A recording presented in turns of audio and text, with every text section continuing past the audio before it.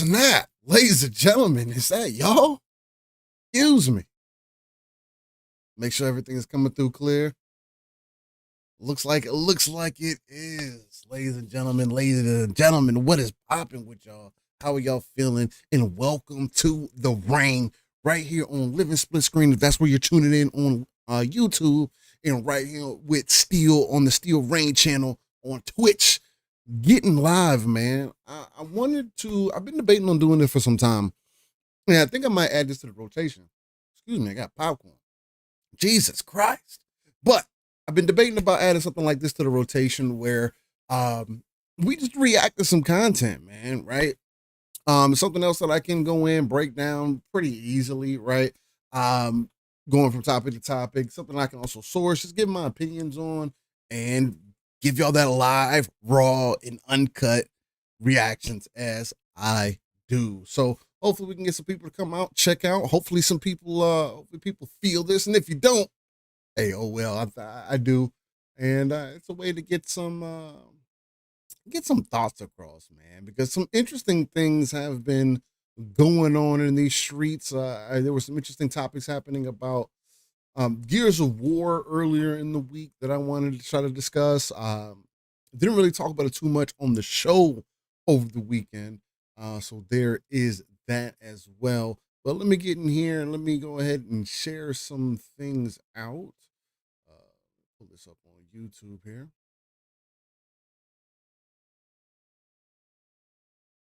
Okay, that looks good. I'm actually going to turn up my mic a little bit because I know that's going to end up being a problem here. For whatever reason, when I'm like on shows with people, it's too low or it's too loud. And then I go in and do my own thing and it's not high enough, man. It's crazy how shit pop out. But as the title describes below, and as you might have seen a little bit in the thumbnail as well, we're going to be reacting to some Wuthering Waves content mainly, and then wrapping it up with some Gears of War. Because again, to get through things that I've become, that I'm extremely passionate about, Wuthering Waves was the main one here recently, and I'm a Gears veteran. I've been playing since release, man. There's a reason in my bio I said I've been wall bouncing on these cats since 06, and guess we'll find out when we get into that side of it. But Kuro Games just actually put out a recent update, so we're going to be checking out M-Tashed here here in a second. Let me go ahead and pull that up for you. Actually, we're going to swap over. Wow. Hopefully you guys like a little bit of the setup that we got going on here. Let me go ahead and get this readjusted. Bada bang, bada boom. Now we rocking and rolling and rocking. You can't see me until I start dropping. And now, before I get too deep, I will have to hit the bathroom real quick. I should have did some better planning, man. I was like, you know what? I keep holding it off. Like, man, I don't know if I really want to go live. I don't know if I want to do this whole reaction thing. And I said, you know what? 12 o'clock. Girls ain't got school. I got some things I want to chop it up about, and I think we'll definitely get into it. And I want to make this a regular thing. So again, before I hit that bathroom, and I already see some people coming on through, which I greatly appreciate. As you can see, we got M-Tashed on the screen. Mind you, all the information and everybody that we're going to be checking out, I am going to have in the description below as well, just because I want to give proper credit where credit is due, right? Everybody does things a little bit differently.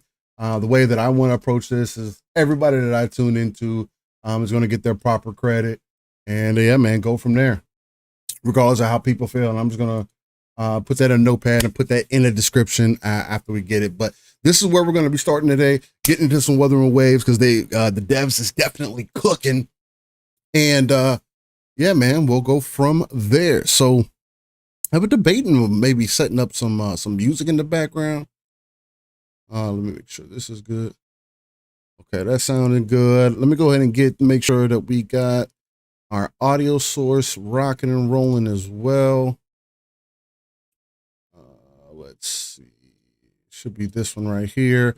Since I got YouTube Premium, man, I just want to make sure we ain't got no ads or nothing. We're just gonna slide into it, man. All right. Let me go ahead and play this. Make sure that sounded good.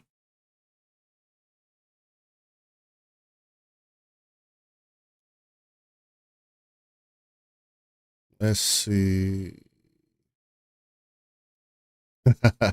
It's like on my the Echo Kuro. experience. There's multiple issues in the game, like People, the cameras. Kuro's doing so good, man. It's like it's coming across like people are literally just gobbling on down on Kuro games and what Wuthering Waves is doing. And I know I've been kind of playing into it a little bit as well, because I honestly, like, Wuthering Waves has definitely been one of the better action adventure open world type games that I've played in a bit. Not even just on a gacha standpoint, just like across the board. Like the game is really lit. So you all right, babe? So but yeah, man. Go ahead and hit that. Let me go ahead and also I need to actually work on that. New to this thing. Right. Okay.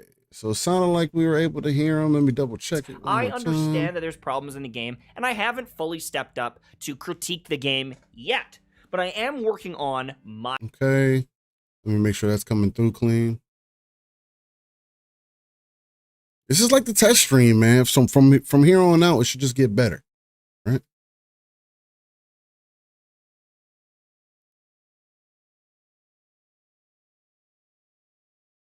Okay. It is turned up. I might turn it up a little bit more. I'm gonna turn it up a little bit more on my end. Get a little filter going on there. A little bit of a gain, maybe a little bit 5 or so, just because I want to make sure that the person's content is heard.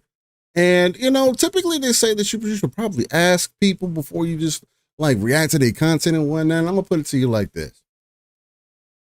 Sometimes it's just better to ask for forgiveness than ask for permission. And if we end up doing this at any point and people feel hard pressed or they get emotional or whatever the case, look, man, these videos ain't got to rock. I'm doing this for the fun of it because I'm enjoying it, and we'll see where it takes us from there, man. So we'll figure out all the rigmarole in between. Again, everybody that we're going to be getting into about the day or discussing today is going to be in the description below after the show. So definitely make sure you look for that. And yeah, man, she's still in the bathroom. I guess we can get started real quick. Let's rock and roll, ladies and gentlemen. Let me pull that back. Wuthering Waves devs have listened again. This is honestly huge news. I understand that I seem like I'm glazing the game 24/7 because I'm genuinely having fun, but and again, he's not the only person that's glazing the game. I think everybody is, just because it's offering some stiff competition in the space, and that's what we've been looking for. And again, that's just me. That's even me on the casual space. MTash is more on a like hardcore standpoint. He really gets to it, right? And being, I feel like it's so crazy because I consider myself like a enthusiast in gaming, and then you get into certain aspects or you get into certain pockets of different communities and whatever, and you find people that are like way more hardcore than you could even fucking imagine, right? But in these own little groups and the little games and types of games that they play, right? Now, gacha games isn't something that I typically get into, though I have played them. Again, PGR, Punishing Great Raven, spent some time in there. Genshin Impact, spent some time in there, and it's just been really interesting to see the kind of the flow with how things have been working. But okay, making sure everything is working clean. But there are some massive issues, like the Echo experience. There's multiple issues in the game, like the camera. Okay, now the Echo experience, I don't know, and I think that's going to be an interesting conversation to have as well today. If he gets a little bit deeper into it, this is really going to be more so about the update that's coming. Yo, we appreciate that. I got to share the stream out my damn self. I got to get better with that. I just said fuck it, hit the button. And I gotta go to the bathroom. So hey, TMI, I don't know, maybe. Welcome to the React content, ladies and gentlemen. Hopefully, you like it if we're gonna lock in. But yeah, the Echo Grind for me, okay, look, if there's number one piece of advice that I can give anybody, gaming is supposed to be fun.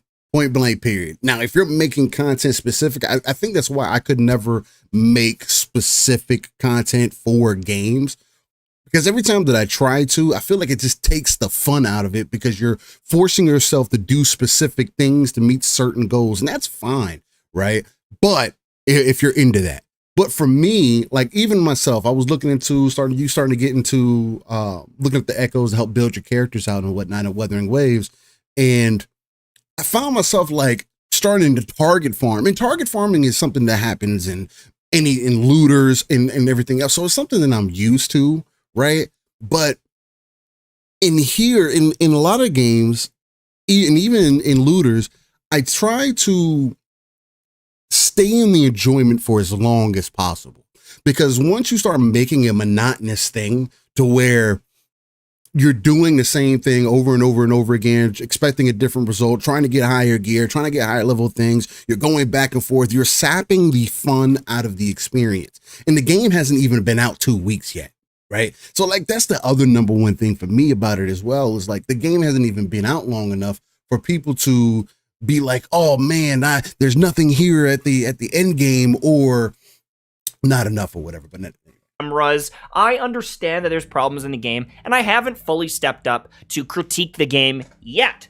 But I am working on. And for me, I wouldn't even be somebody that's solid that would be able to critique. And I'm at UL 33 right now, junior level 33, which I would even consider high. So it's like that's the other reason why I kind of wanted to start doing this reactionary content, is because there's so many people out here who are making content for people who are the sweaty, are the hardcore, they dive deep, right? And then, you know, there are some others that are like a little bit more, they don't do it as much, but they still try to say, hey, maybe you do these things. It's still along those same lines. I want to come at it more like maybe chopping it up with a little bit more of the casual folks, because like the people who are going to have issues or are having issues right now with echo farming are not going to be the people who are even like myself, who aren't, I don't, you know, like don't have time to sit here and play the game all day, every single moment. But I feel like I'm in a decent level for how I play games, right? So it's like, I can only imagine how somebody casual, and again, considering that Wuthering Waves is a mobile game first, it kind of, there's a skewed perspective here that I also want to kind of chop it up about. And we get people in chat that they're kind of interested in that, because again, when I was doing my live streams for Wuthering Waves, the number one thing that I continuously like make sure that I stood on is I'm not the guy to come to for builds or how to do this, or I can give you an idea, I can give you a clue, but I'm not that dude, and I don't want to be that dude, because I don't want to take the fun out of the game. Now, if we get in live, you asking me questions, or I end up making videos about what I'm doing or what I'm feeling or the experience that I'm trying to have, then that could be a little bit different. On my review of the game, which will include the positives and the negatives. However, that being said, I complained about Genshin, and they never changed anything. They never fixed anything. It would go weeks and months and years, and the same problems persist, and some of the biggest complaints that I now have to delete out of my video because it doesn't make any sense, because they're already starting to address them. That is why I'm glazing Wuthering Waves. Eastside Vandal, what's going on? Appreciate you coming through. He said MTash is great, man. I'm sure he's fine using his content. Just be respectful. He is mad cool. Yeah, shout out to MTash. I've been following him for some time. I first started tuning into him when I started playing Genshin. Saw some of his videos during that, and I use some of them. He had good content in there. Again, it's good for those people who can push it, because they can give you a kind of a perspective that you may not have if you don't have tens of hours to play these games every day. You know what I mean? Yobi said the stream shared out. Appreciate that. And Vandal said MTash got burned out on Genshin. Reach out to him. He could give you advice on content burn. Hey, I don't personally need advice on content burn right now. I know how it is. I know how it feels. And that's why, like, I don't ever want to approach it like that. If I'm making content, I just want to make content. Even if this isn't the best game there will ever be, even if this isn't as popular as Genshin, at least they are trying. And there are massive issues with performance, with the game, you know, not running. Now, performance hasn't been an issue for me, but I'm playing on PC. And it's one of those situations similar to Cyberpunk. I'm not going to say just like, And the only reason I say this is because on series consoles for Cyberpunk and on PC, there was much less issues than there were on previous gen. Now, I see a similar kind of issue happening with Wuthering Waves in this scenario as well, where some people on mobile phones are having issues. Unreal, this game is in Unreal Engine. Excuse me. I'm pretty sure, I think it's 4. But the game is in Unreal Engine and it's causing some optimization issues, which has also been a thing that Unreal Engine just it has been having issues with, even 5. So it seems like only Fortnite can get it 100% right. But again, I haven't had very many issues. Again, it runs perfectly fine for me. 4K, 1080p. I haven't had very minimal issues. I do think that there is some input latency, but I can't tell. I don't think it's enough to really bother me. On people's phones with pop-in, I understand that there's problems, but they're working on it. And I've seen a lot of progress from day one to now. And so I see all of this. I see the stuff that they're bringing. The fact that they're already anticipating the rewards aren't good enough, we're going to add some more. This is insane. This is really, really good. They have their finger on the pulse from what I can tell. And I just hope they keep cooking. I hope. And the devs definitely do have their finger on the pulse, which is crazy because I think this is also an example for what Kuro is doing. I think is also an example of what I think a lot of devs should do when they step into the live service area. Like, yes, you should make the game that you want to make 100%. I'm 1,000% behind that. In the same breath, though, you do need to take the community's opinion, and you'll be judged for how you address things, right? And I think that's what's so dope about Kuro is that they're just being so forthright and they want to win, right? They want to do what's right. They want to have the good favor. They know it's going to be competitive. Zenless Zone Zero is coming. Hoyo is trying to, shove what they got down people's throats. And to be honest with you, after what I've experienced with Wuthering Waves, especially coming off of Punishing Gray Raven, I have zero interest in playing Zenless Zone Zero. And that was a game that I actually got into the beta for, the closed beta test for. I actually think I got actually gameplay on the channel, on the Living Splitscreen channel of Zenless Zone Zero. So it's like I played that game and I'm already considering looking over it because of what Wuthering Waves is giving to me. But again, I'm not somebody who's going to play every single gacha game either. So again, that makes me different. It makes me kind of the outlier. They keep cooking. Now they're pushing up some of the schedules, so the banner for Yinlin is coming a little bit sooner. They're giving us a free 10-pull. There's a little bit of a breakdown here of all the stuff. They're increasing the drops of tacit fields in 1.1, which is coming relatively soon. Reducing the shell cost of echo levels in 1.1. Introducing a wave plate storage system, aka if you can't log in for a few days, you will start to generate or accumulate extra wave plates that you can use later. That is a super dope feature. Punishing Gray Raven did something very similar as well, where you can just overstack your energy. Essentially, that's what it is. That's what it technically is. Wave plates, energy, very similar in that way. If people play Genshin, you're familiar with that, or if you play these other mobiles-like games that give you like an energy type of system. Kuro and Punishing Gray Raven let you go above and stack up beyond whatever the cap was, so that you can, again, if you don't have a lot of time to play, at least you can sign on, stack up your energy, and then whenever you did get a chance to play, now you have so much accrued energy, accrued time, accrued whatever you want to call it, and you only really use that for like in-game resources mainly, right? And that's the best way that I can explain it. Much like the Honkai Star Rail system. They're doing this within the first month of the game. Awesome. I'm very happy with that. Should they have done it at launch? Probably, but they are going to be adding it in the first patch or two. I don't know if it's going to be 1.1. Maybe it's 1.2. Maybe it's 1.3, but they're on it. I don't expect for games to be perfect on release, right? Like, I take it back. I want games to be perfect on release. Is it the expectation? No. Is that a bad thing as well? Probably. But all things considered, right? It's all about how you treat your customer afterwards. How do you treat your game afterwards? How quick do you jump on it, right? And the smaller studios have so much more potential to jump on issues quicker because they don't have to go through so many different levels to be like, oh, and we need you to approve this, this, and this, so we can get this patch pushed out and go from there.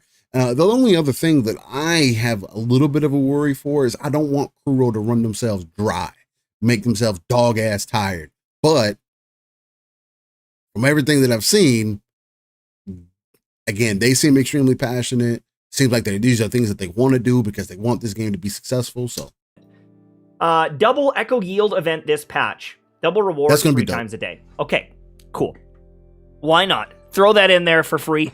We'll take it. You still need to use solvent, but they're like, okay, well, we might have messed up. Here's 20 solvent. Here is 20 solvent. That is essentially 5 days worth of energy. Yeah, so 20 solvents is probably going to give you about a right around because wave plates about 60. Again, like it says in the description right there, 1 crystal solvent is equal to 60 wave plates. So again, you're getting about 120. You're getting about 1,200 wave plates. 1,200 energy, a lot of energy, really dope to see. Again, along with them upping that capacity, along with whoever's playing right now, or even if you're new to, again, these are things that you're going to be able to jump in if you're going to jump in here soon, because you're only doing this for so long. This isn't an indefinite thing. That you'll be able to get it. You'll be in a really good spot and be able to really get some grind time in. And again, like, I don't think, even if new people who are coming in, I do not think, even with my current experience, again, I'm at like UL 33 or whatever. I don't know how many hours I got into the game.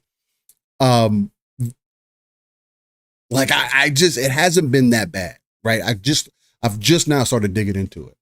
Vandal says, if it's free to play, no, if you charge me $70, you better be super close to perfect, period. Yeah. And I do agree with you, Vandal, on that. That they just gave us, which is 5 days of progress, which is 5 days sooner.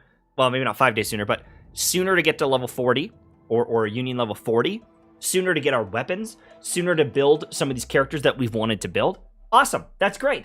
They're going to give out 5 weapon limited banner pulls. This isn't a crazy amount of pulls. It's just a 5 pull. And they're saying this is for the Verdant Summon translation. I wish it was a little bit more. I truly do wish it was a little bit more. But it is what it is. However, they're saying I'm not really necessarily overly worried about them giving us banner pulls because I've already done quite a bit.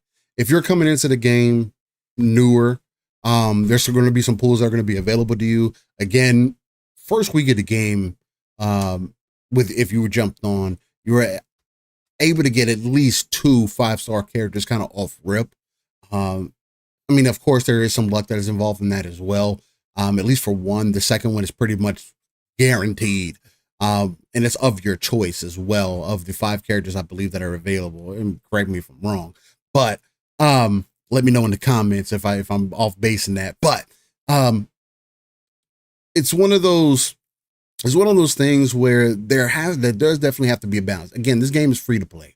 As a gacha game, per my understanding, they do make a majority of their money off of people pulling for characters. I appreciate the fact that they are being very forthright and they're wanting to get people into the game and get locked in. That's what you want to see. That's what got me to get the battle pass for the game. Point blank period. Once I saw them, because even though I wasn't having issues and whatnot, I started to tune into the Wuthering Waves space to see who was talking about it, right? And from what is going on, there has been issues that China has had, and other servers that have had, along with like localization and stuff like that. That's been an issue where they felt like compensation was going to be necessary.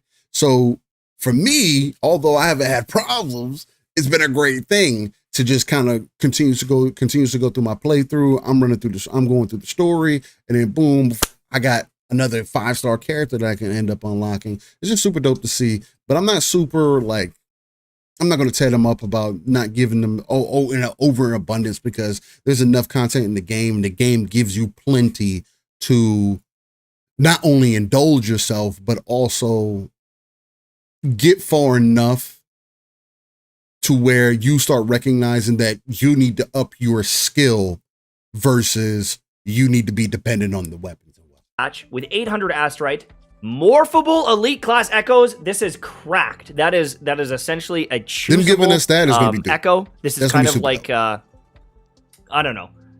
I don't know how many echoes you need to get the on element and on set, but this is a huge boost to any character, any class. If you want to build that Havoc character, you've got 2 Havoc pieces now for them on set. If you want to build Jian, if you want to build Yinlin, very good reward.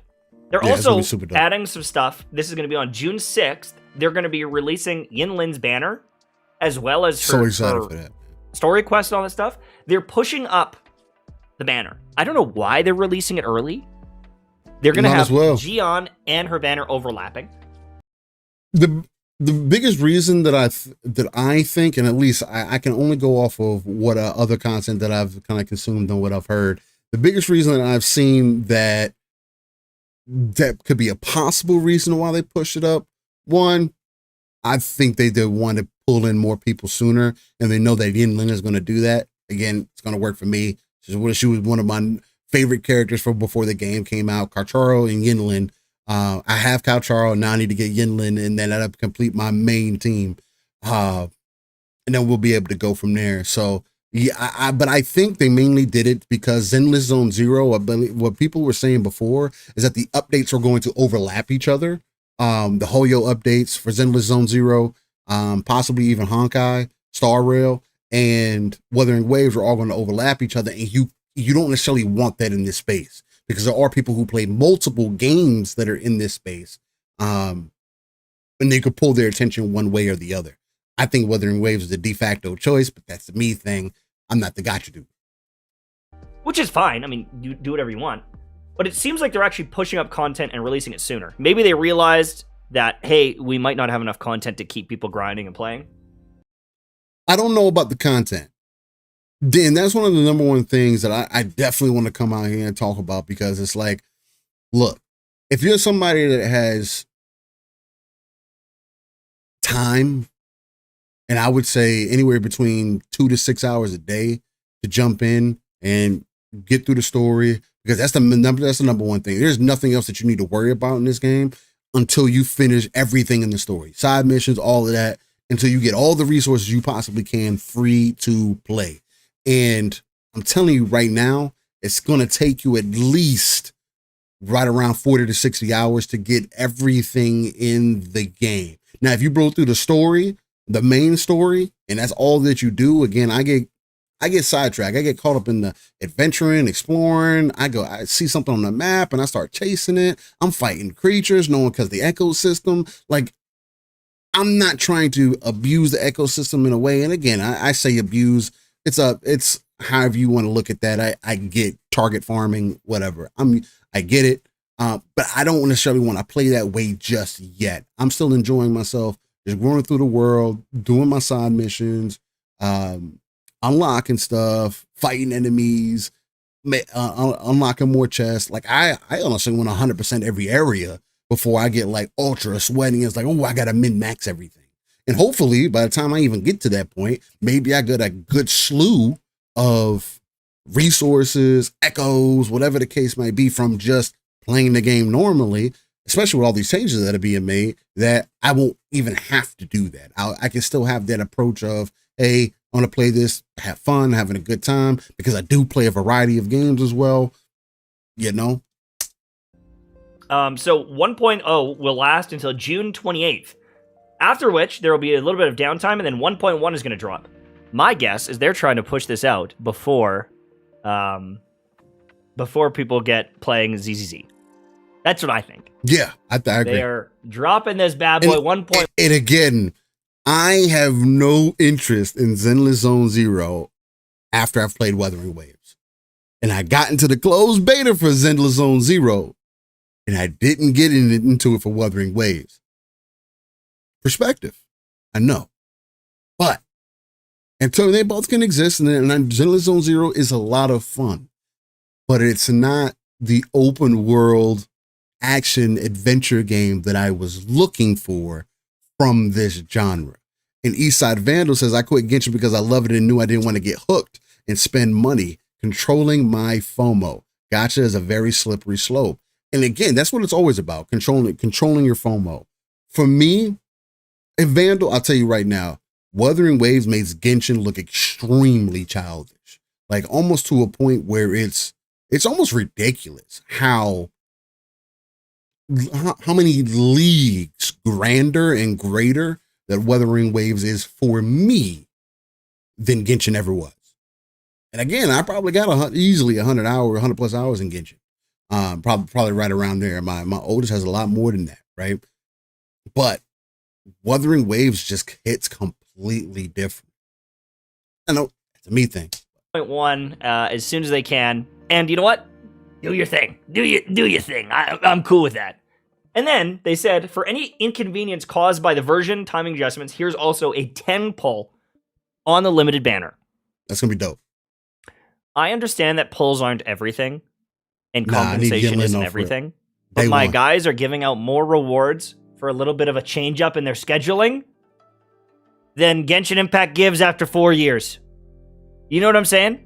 That's the crazy thing that I've also been seeing from people. Like they talk about what Genshin has been kind of like over the years, and I didn't even piece 2 and 2 together that Genshin came out towards when the pandemic started, right? It is crazy to hear people say that, man, there's things that we've been asking for some time, and these things have never been addressed and fixed. And then you have Wuthering Waves, you have Kuro come out in their first week and changing and addressing and switching and saying, hey, we're boot on neck type of energy we need. They're saying, we just want you to play our game. We just want you to do some polls, get the characters you want, enjoy. And I think that's Let me get you. I think that is so good. So, there's little other tidbits in here. They talked about there's a new boss coming. They talked about the new banners that are going to be coming in 1.1, things like that. Nope. We've got a lot of options in the next little bit here. They talked about adding some extra limits on how many cooking. Vanna says that I don't want no parts of it. Be careful, still. Reach out to Mash and ask him how much money he spent, thousands of dollars. I'm not going to do that.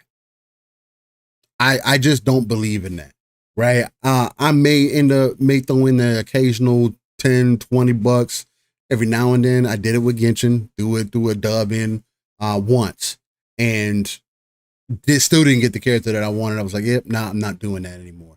Jacob Novik, he said he just woke up. Hey man, appreciate you coming through. Welcome to the rain, man. We're doing some reactions in the rain, man. Hopefully you like this new thing that I'm doing. Might be random, might do it late at night, might do it midday. Hey man, I might just felt like I started needing to do some reactionary content. People might say that this is lazy. I don't give a damn.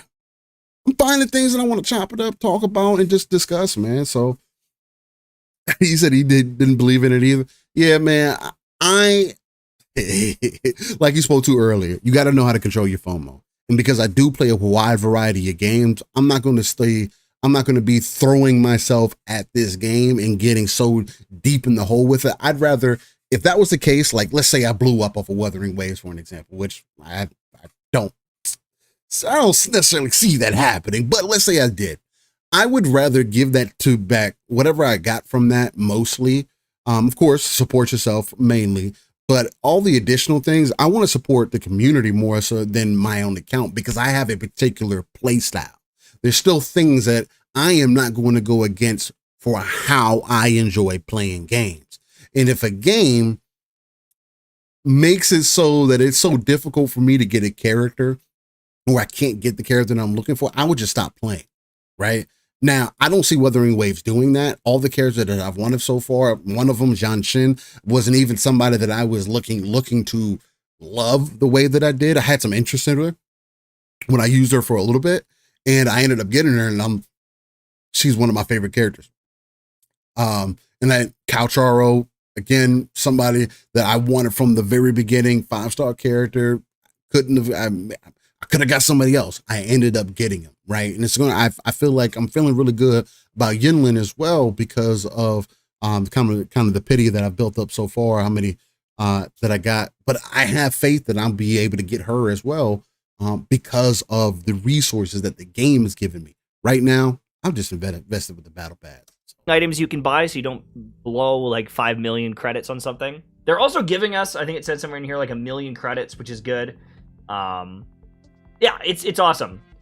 In recent updates, we've disabled combat camera correction on PC by default. We've also optimized the default values and range of combat camera settings. This is stuff that they need to work on. They've got kind of like a Q&A here. Here's the thing, though. And I know it's not Genshin versus Wuthering Waves. It is, though. It is. And it should be. They're competing for the same market share. It absolutely should be. When should not Genshin even be an Impact argument. does a Q&A or like, hey, what's going on here? They're like, sometimes the animations are a little too flashy. Can you turn them down? Or, hey, can we get more dogs to pet in the game? Yes, we sure can, travelers. We're going to add more dogs to pet. In this, they're like, the combat camera sucks. What are you going to do about it? Like, I feel like a lot of the things, ghost touching issues on mobile where it feels like you're pressing the button and it's not working. Like, they're addressing actual mechanical issues with the game.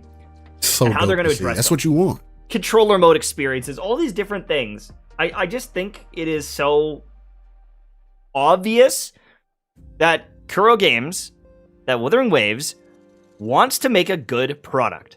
And they haven't done perfectly. And they probably could have launched better. And maybe they launched too early. Smaller team. But they are...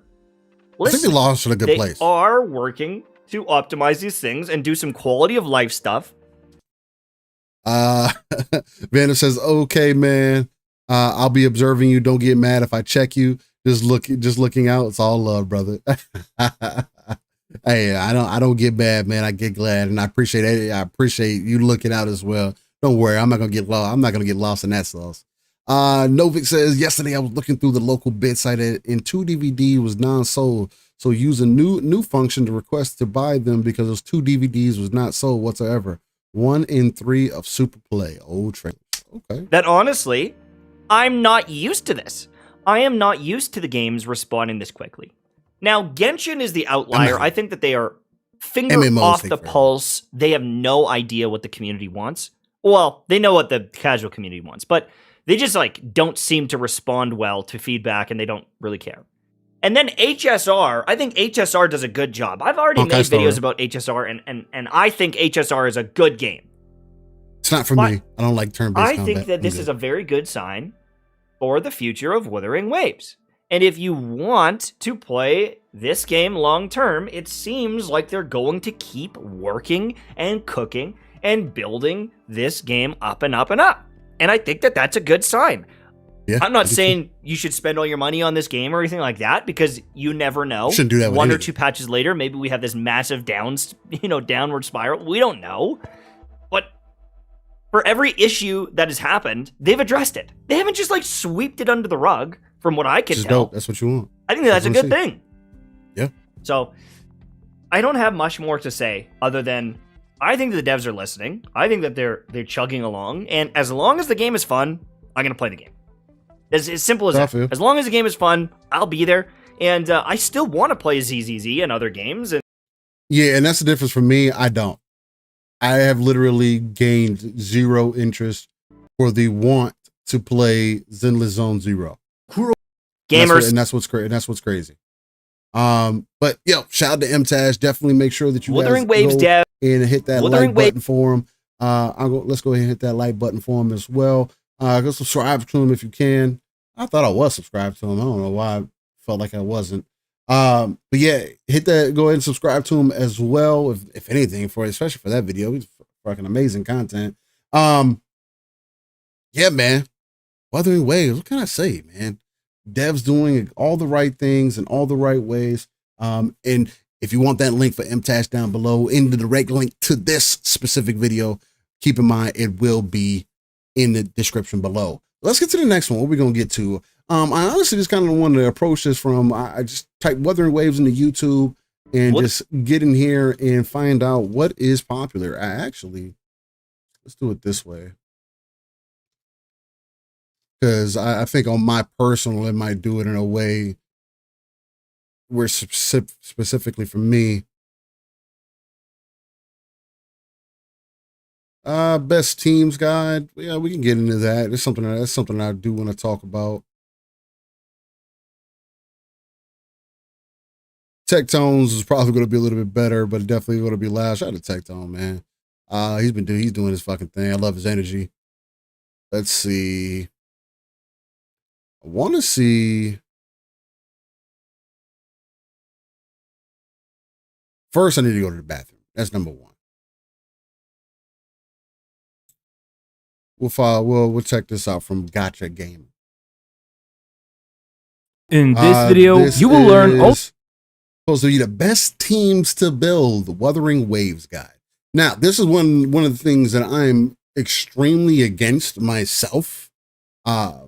Just because I feel like people should jump in here and feel out the characters for themselves. I do think this is one of the better, at least gacha games that I've experienced, where that seems to hold true. Like in any other game, right? You jump into a game and you're like, I don't know if I'm gonna really like that character like that. You try them out. And you're like, I end up really liking that character. So there is that aspect to it. Let me go ahead and make sure I grab all the info. And let me, when I step away for a second, will make me real big real quick. And I'm going to throw up some gameplay for you guys real quick while I step to the bathroom. Give me a second here. Get some of that good old gameplay. Hoya. Can I get a hoya? And now we're gonna watch it. We're gonna go through a few videos here, and get some commentary going. Here we go.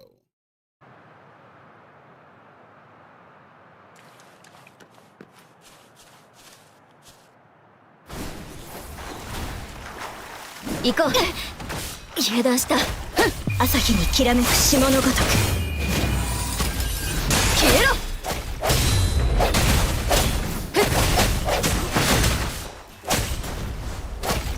光よ、前。その風を解き放て。チャンスはあるはず。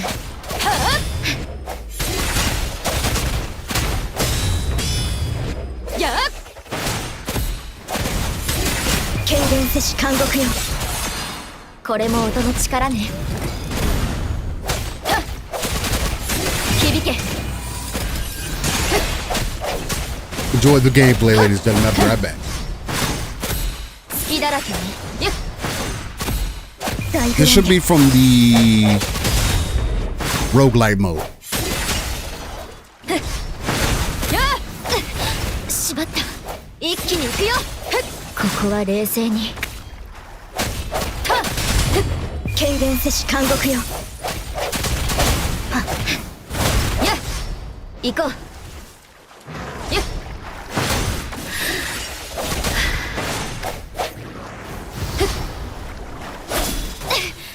これからよ。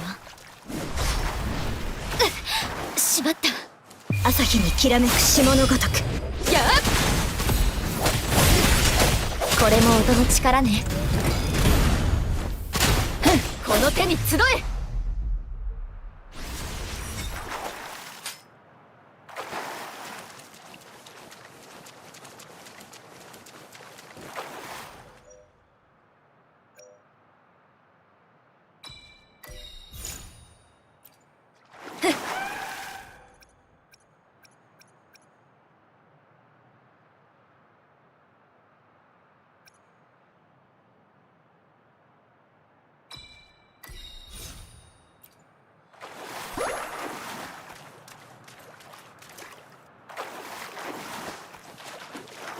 行こう。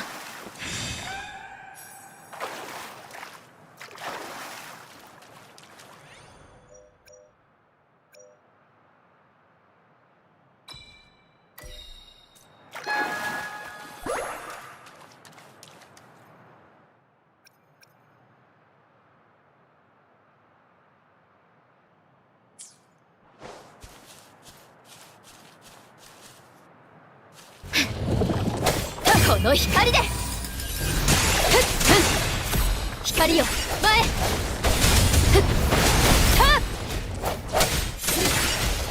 チャンスはあるはず。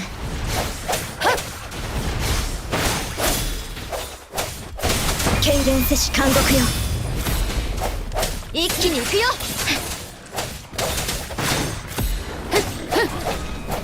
こはこれで終わりよ。大フレンゲやっはあ。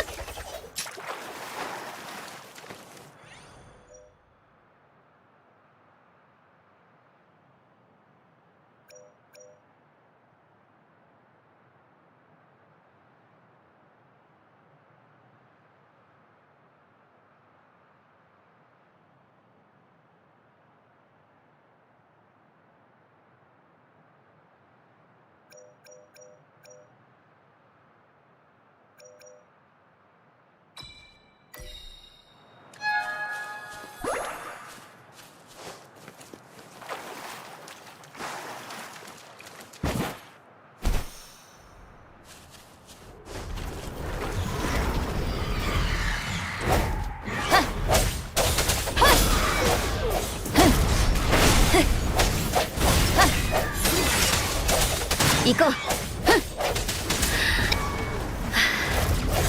まだ負けるわけには。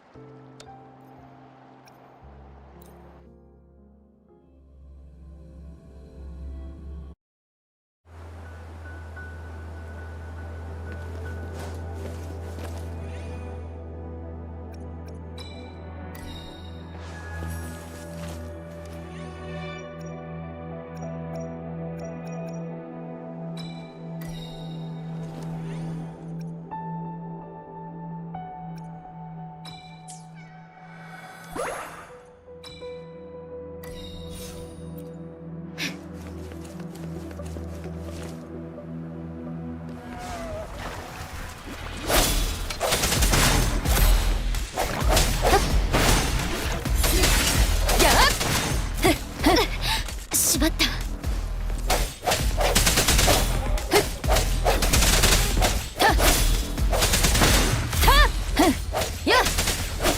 とっておきだ。隙だらけね。引けやっはっ響け。パーフェク光よ前。はっはっ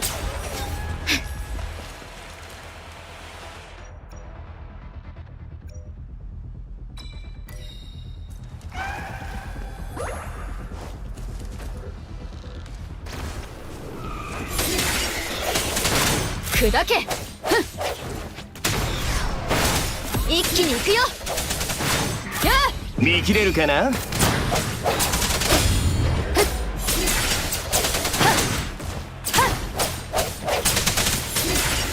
これで終わりよ。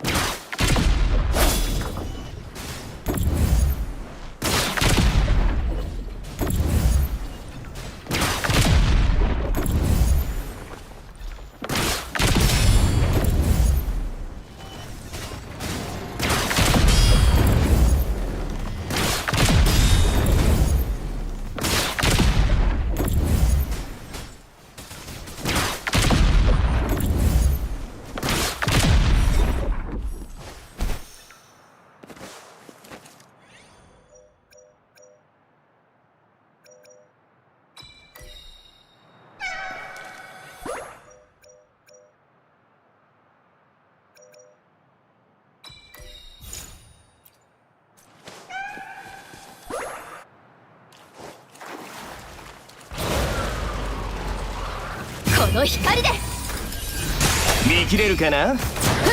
光よ前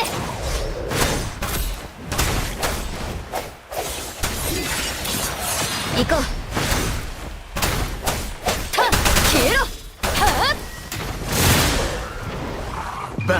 パーフェクト。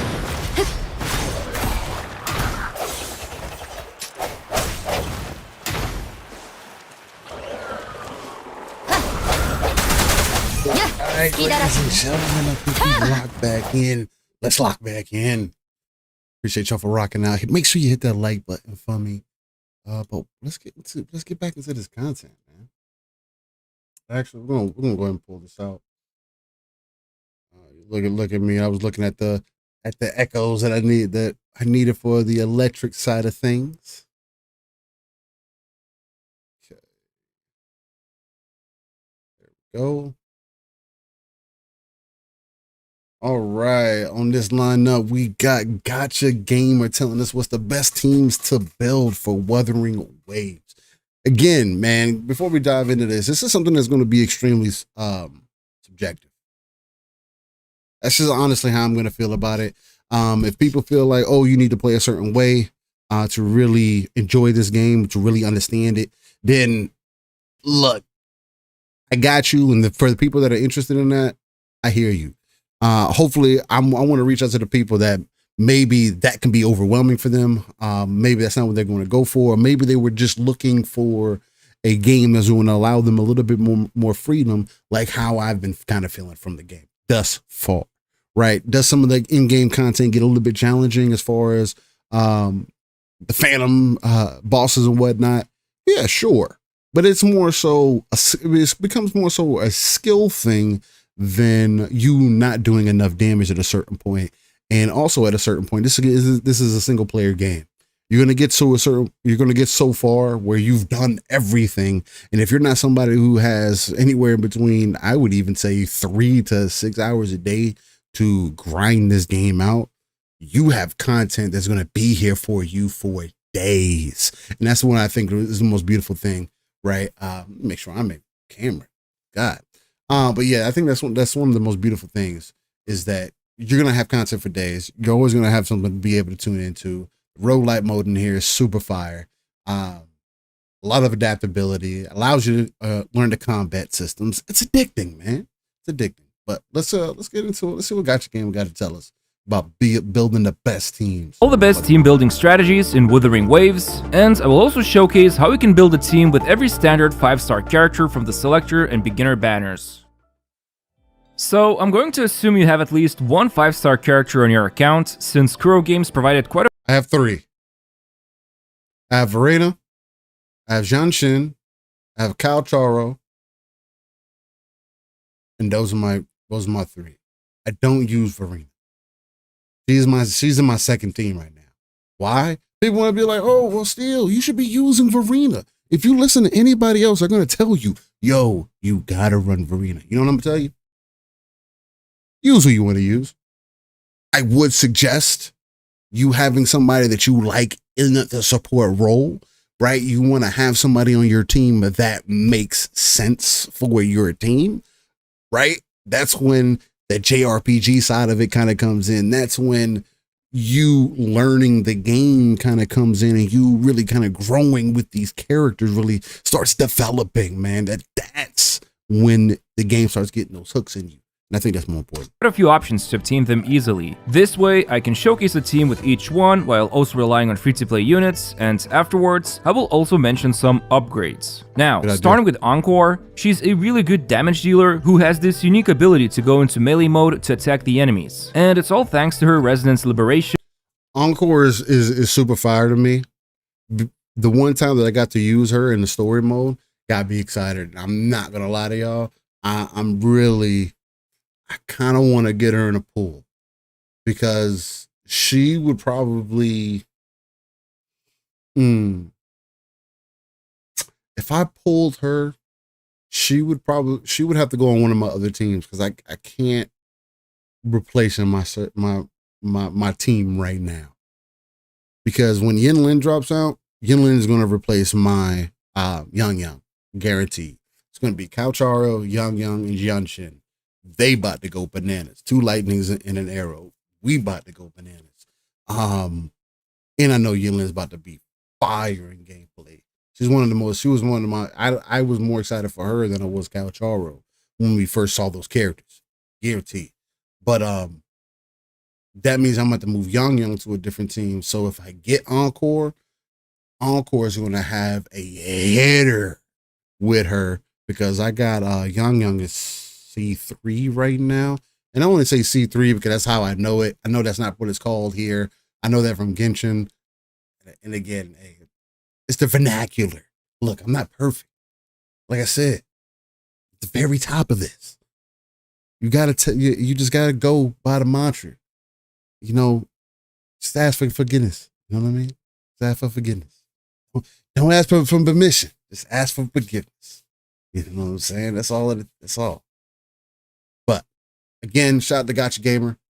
I'm going to have his details, their details in the description below as well. Make sure to hit them up, and hopefully you don't mind getting into it. I like the energy they bring in. Also known as the ultimate. But who can help her in a team to maximize this damage she's dealing? Well, a team of Yang, Sanhua, and Encore is a great free-to-play comp since Yang's outro skill provides 20 energy, so Encore will greatly appreciate this. But what you can also do is equip Rejuvenating Echo Set on Yang and the 3-star sword Originite Type 2, which will provide healing after she casts her ultimate, and this way she can trigger the Rejuvenating Set's bonus, which provides 15% attack for the whole team. On the other hand, with Sanhua, you will want her to use the Moonlit set, so after you use her outro skill and switch to Encore, she can obtain the 22.5% attack buff, but if that's not enough, Sanhua's outro skill will also boost Encore's basic attack damage by 38%, which is... Alright, I want to pause it here because are you starting to realize like what he's already getting into? Already getting into? It's already getting kind of deep, like you got to follow along. Oh, this is how this team is built. That's why it's so important. I'm telling you, it's so important that you go into this with who you enjoy. Don't let somebody else determine who you're going to end up playing with, because you may not end up enjoying the experience, and that is going to be terrible. I'm telling you guys. A special damage amplifier called Deepen. And here's the thing, Encore's damage during the ultimate is considered to be basic attack damage, so this is really beneficial for her. Now, one thing to keep in mind is that you still want to do some quick swapping, so that Yang can first apply that energy regen to Encore with her outro skill, and then immediately you can switch to Sanhua, who can build up her concerto energy and unleash her outro, and in this way, Encore should have the buffs lined up for her nicely. Oh, and keep in mind, that heavy attack Encore can unleash that puts her into a stunned state, you can actually swap cancel it, so make sure to do this when nearing the end of her ultimate's duration. Now, for the main Echo abilities to use, Inferno Rider for Encore. And look, I think at this point, I feel like I'm making content for the casual player, because it's like, you got to, man. You got to find an audience who can kind of come in here and understand. And again, yeah, I want to reach out to the people who are in the gacha. Look, y'all want to run it, hit co-op up. I'm always about that action. But real quick, Novik says back, took my kidney medicine 3 years. I got a new kidney. Oh, snap. That's wild. But let me tell you this, Jacob. I want to send you much love, much energy, many blessings, and I'm glad hopefully everything is moving in the right direction for you, man. It's dope. It's dope. That the option was able to work out for you, man. So much love to you. Appreciate you being here too, man. Is decent, although because the attack animation is slow and you can only swap cancel the last third hit, some prefer to use Geohide Saurian, but you can also equip Lingering Tune's attack set, where Mech Abomination is quite amazing here, since it's easy to deploy and provides extra attack boost, and there's also Flawless to generate concerto energy. But currently, attack set is a bit behind the fusion set in terms of a DPS output. Now, as for Yang, she wants Bellborn Geoshalon, while Sanhua can use the Heron, since both of these echoes can provide additional damage boosting for Encore. Finally, when it comes to upgrades, obviously Verena instead of Yang is a no-brainer choice, since she can provide really good healing, attack boosting, and a very strong deepen damage amplifier for the whole team. And as a side grade, Baiji can be used instead of Verena. And then, as an alternative, the main thing to take away from what he's saying is that the characters he was demonstrating are more support type characters, and they can help enhance Encore if you're going to use Encore as the main character. The idea is if you're going to pick somebody to be a DPS, anybody can kind of be a DPS in this game. I'm pretty sure if you really wanted to, Verena could probably be a DPS, although that's not how her abilities are set up. So if you play her that way, people might talk about you because, again, the characters are set up a certain way. Again, that's why you just don't go into your favorite JRPG and say, oh, no, Cloud in Final Fantasy is now a mage. And that's all he's going to do. He's just going to do mage abilities now. He can't use the Buster Sword. We don't care about that no more. He gave it up. That's not what you do, man. So like you come in there and you adjust. You look at what these characters can do. Hey, what are the details? How do they break down? I don't know. Maybe it's just being able to understand these things on more on a simpler level, right? And even as a fighting game fan, I never, even on that level, I've never been somebody that been like, oh, I need to overanalyze it. Let me get it frame by frame. Let's get frame perfect. Nah, I just like to get in and have fun. Let's just, throw some hands back and forth. We can start moving towards competition, but at a certain level, it's like in the hobby of gaming, man. And I think that's what's so great about what we do at Living Splitscreen as well. Check us out every Saturday. In the hobby of gaming, things happen in a wide array, especially when you get really into the hobby, right? Same way that people get into motorbike riding. Another thing that I also get into. Same thing, like people start doing get into the outdoors, kayaking, camping, etc., hiking, working out, whatever the case. Oh, you should be able to get some working out. I got to get mine in too. I got to start working on it. It's important. Jacob, no, I haven't talked about Gears yet. I'm gonna talk about Gears next, right after this video, actually. But nonetheless, man. So yeah, you gotta make sure you get into it. But let's get back. I'll talk about this later in the video, but Havoc Rover can be utilized as a sub DPS instead of Sanhua, or even a healer, because right now, she's gonna load quite a lot of damage just by herself. Also, just a reminder that for this team and every other one I will showcase, this is what we're working with right now. It's possible we might discover better teams as we keep progressing further into the game, especially when we reach higher union levels. So don't take this video too seriously, I am only showing to you which teams work quite well right now. So here's the thing about Kolcharo. Apparently his name is actually pronounced Kalkaro. Yeah, I'm surprised as you are. Anyway, this Sephiroth cosplayer is actually a really fun character, at least to me. And just like Encore, the majority of his damage comes from the ultimate. In fact, he will deal a ton of damage when he casts the ultimate, while the rest of it will come from the basic and heavy attacks you'll be spamming with him during the ultimate. And one team that currently stands out includes Genshin. You see, her outro skill provides a chunky 38% D-band damage amplifier to Resonance Liberation, which again, that's what the ultimate is called. Keep in mind, since Kalkaro's attacks during ultimate are still treated as base. I put that team together like from jump, just because I felt like it made sense to me at the moment.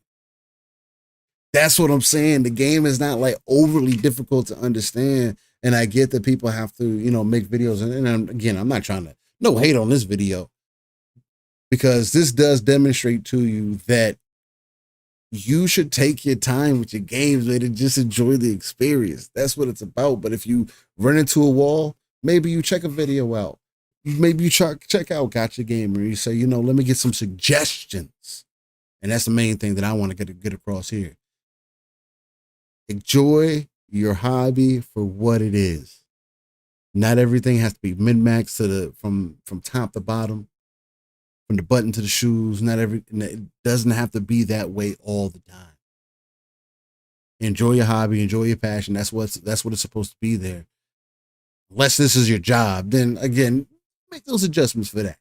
Not mine. Hey, for those who it is, hey, I hear you. But basic attack damage. This boost will only apply to his initial damage he will deal when casting the ultimate, but it's a pretty big number, as you can see here. Also, his Death Messenger heavy attacks are treated as Resonance Liberation damage, so another nice boost. Now, just like with Yang Yang, you can also put on the Rejuvenating set, activate Bellborn Echo, and use Originite Type 4 Gauntlets, so she can trigger healing with. I have her gold weapon. So she's going crazy for me. Basic attacks. On top of that, she provides pretty good grouping, which Kuro will definitely appreciate while unloading his combos. As for the other teammate, either go with Mortefi, who will mostly be there just to provide off-field damage support, and you can also equip on him Moonlit Set along with Heron Echo, or there's always Verena. Just keep in mind if you're using Verena and Janshin in the same team, you want the Rejuvenating Set to go on Verena, while Janshin then should be equipped with Moonlit Set with Heron, and any 4-star gauntlet you have leveled up, if any. But honestly, Janshin's damage isn't that super important for Kuro teams, and if you do want that extra sub DPS damage, going with Havoc Rover can be a good choice too. And of course, in the future, when Yinlin comes out, she is going to be a great option for Kuro, so that they can work together as a duo Electro DPS comp. Finally, Kuro will want to utilize either the Electro set or Lingering Tunes attack set, whichever you have invested into, although the Electro set is better here, and for the main Echo's ability, either Tempest Mephis, Flautist, or Mech Abomination. And I rock that. I'm not using Mech Abomination, I don't believe. No, I'm not. But I did that just because, again, it just made the most sense. You put the Thunder set on Kuro,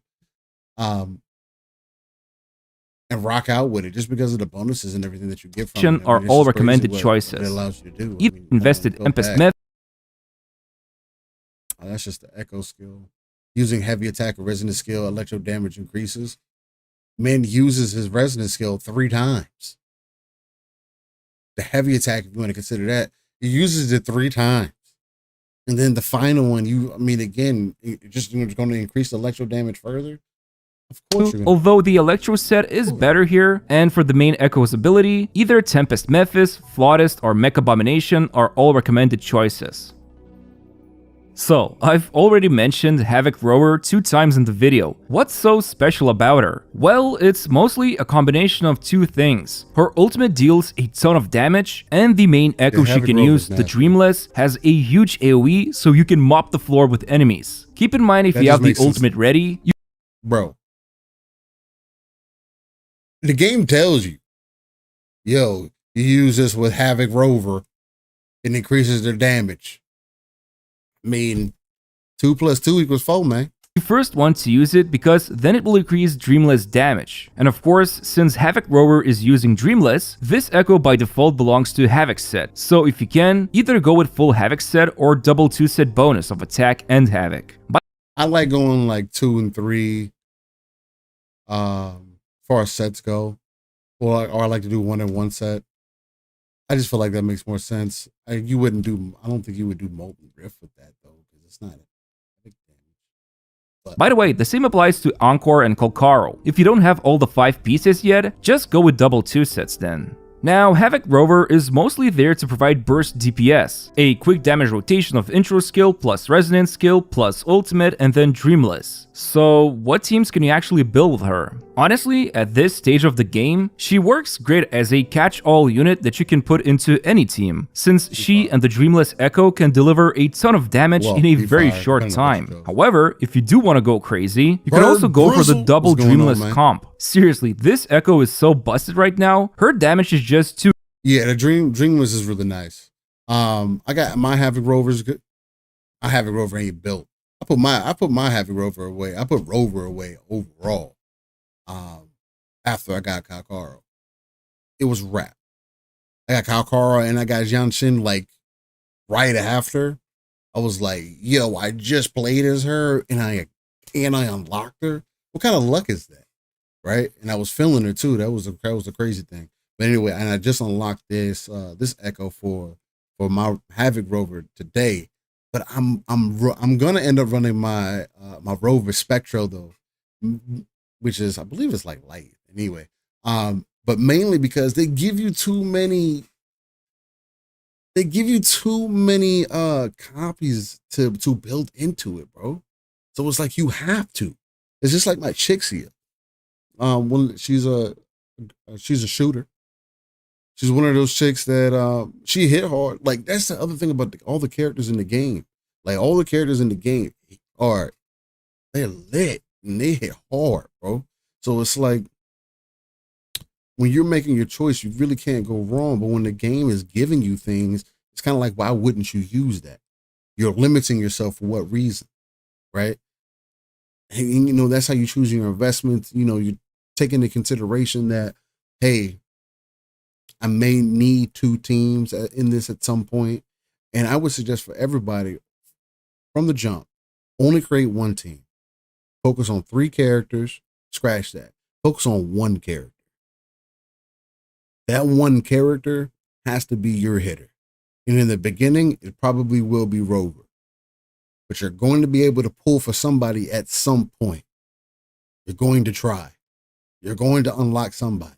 You're going to fight with somebody. You're going to get an idea. The game's going to release trial characters for you to use. It has other game modes that allow you to really feel it out. That's the thing that's so dope about this. I went into the roguelite mode that Wuthering Waves has. The loser,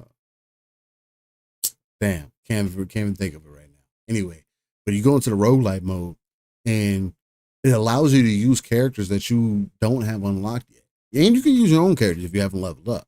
But the fact that that is an option is the game, and this isn't like some short thing. I mean, I guess if you dumb nice, I guess it can be short. But learning, I don't think learning a new character makes it short, because you got to understand like how they work. It's not just, oh, I'm just gonna press X all day. Nah, I mean, just a rotation, and what if they attack you? You got to watch out for certain things. Anyway. Too good to pass up in the early to mid game, potentially even in late game when our accounts are higher union level. Now, the second Dreamless user should preferably be Dungeon, but I'm not gonna lie, this team is pretty amazing. Spamming Dreamless and quick swapping between Rover and Dungeon feels great. You can swap cancel out of the Dreamless animation when she's doing her thing, which means you can save up the time and work towards the next unit's rotation. Still, we need a 3rd member, and in that case, you can go with either Verena, Genshin, or Baiji. I would say Verena and Genshin work best here, since Verena can do a lot of team-wide boosting, while Genshin can provide that resonance. Keep in mind, this video is more so just to give you an idea of what a good team to build, right? If you're just somebody new that is jumping in, again, as much as I'm going to always suggest that, hey, jump in and figure out who you like playing with, there is an investment that you're going to have to make at some point, right? But earlier on, even I would say within your first 20 hours of the game, you can establish who you like or don't like enough to make a decision on whether you want to play with these characters, whether it's worth building them or not, investing into them. They give you plenty of resources to be able to make those decisions within your first 20 hours. Liberation damage boost with her outro skill, which is great because both Dungeon and Rover can utilize this. Either way, you will want Rejuvenating set on Verena or Baiji, while for Genshin, it's up to you. She can use both Rejuvenating or Moonlit set. Yes, the most powerful DPS, so far at least. GN's best teammates right now are Mortefi and Verena, and they both provide amazing value. You already know by now why Verena is good, but Mortefi is also a crucial member of this team, since his outro skill can provide a heavy damage deepen boost, but at the same time, he can deliver a lot of damage with his ultimate, since it shoots coordinated attacks when you're using someone like Jian. Now, Mortefi, yet again, will want to use the Moonlit set with Heron Echo ability, while Jian will definitely want to use the Sierra Gale 5 set and that big dumb gorilla as the active echo ability, which by the way can also be swap cancelled. And as always, if you don't have this whole set, just use the double 2 set of arrow and attack. Now, I know I started off with the most powerful version of the team. What about alternatives? Well, instead of Verena, you can always go with Baiji as the healer. And if you don't have Mortefi or any of the healers, you can also use Yang Yang with either Rejuvenating set and Originite weapon or Moonlit set. I swear to God, these 2 sets are a no-brainer choice you'll see in any video because they are really good for sports. Also, keep in mind, if you do end up going with GN, Mortefi, and Baiji team comp, Baiji's deepen damage boost will need to go on Mortefi, since you definitely want that outro skill of Mortefi to go on Jian. And when they're talking about things going on to characters, it's just how you're doing the rotation. When you swap to the character, you want to swap to them this way so that these characters can get certain boosts and whatnot. That's it. if you didn't know, the boost of the outro skill only stays for a duration of time, or until you swap out. So that's why you cannot utilize both outro skills of Mortefi and Baiji on GN.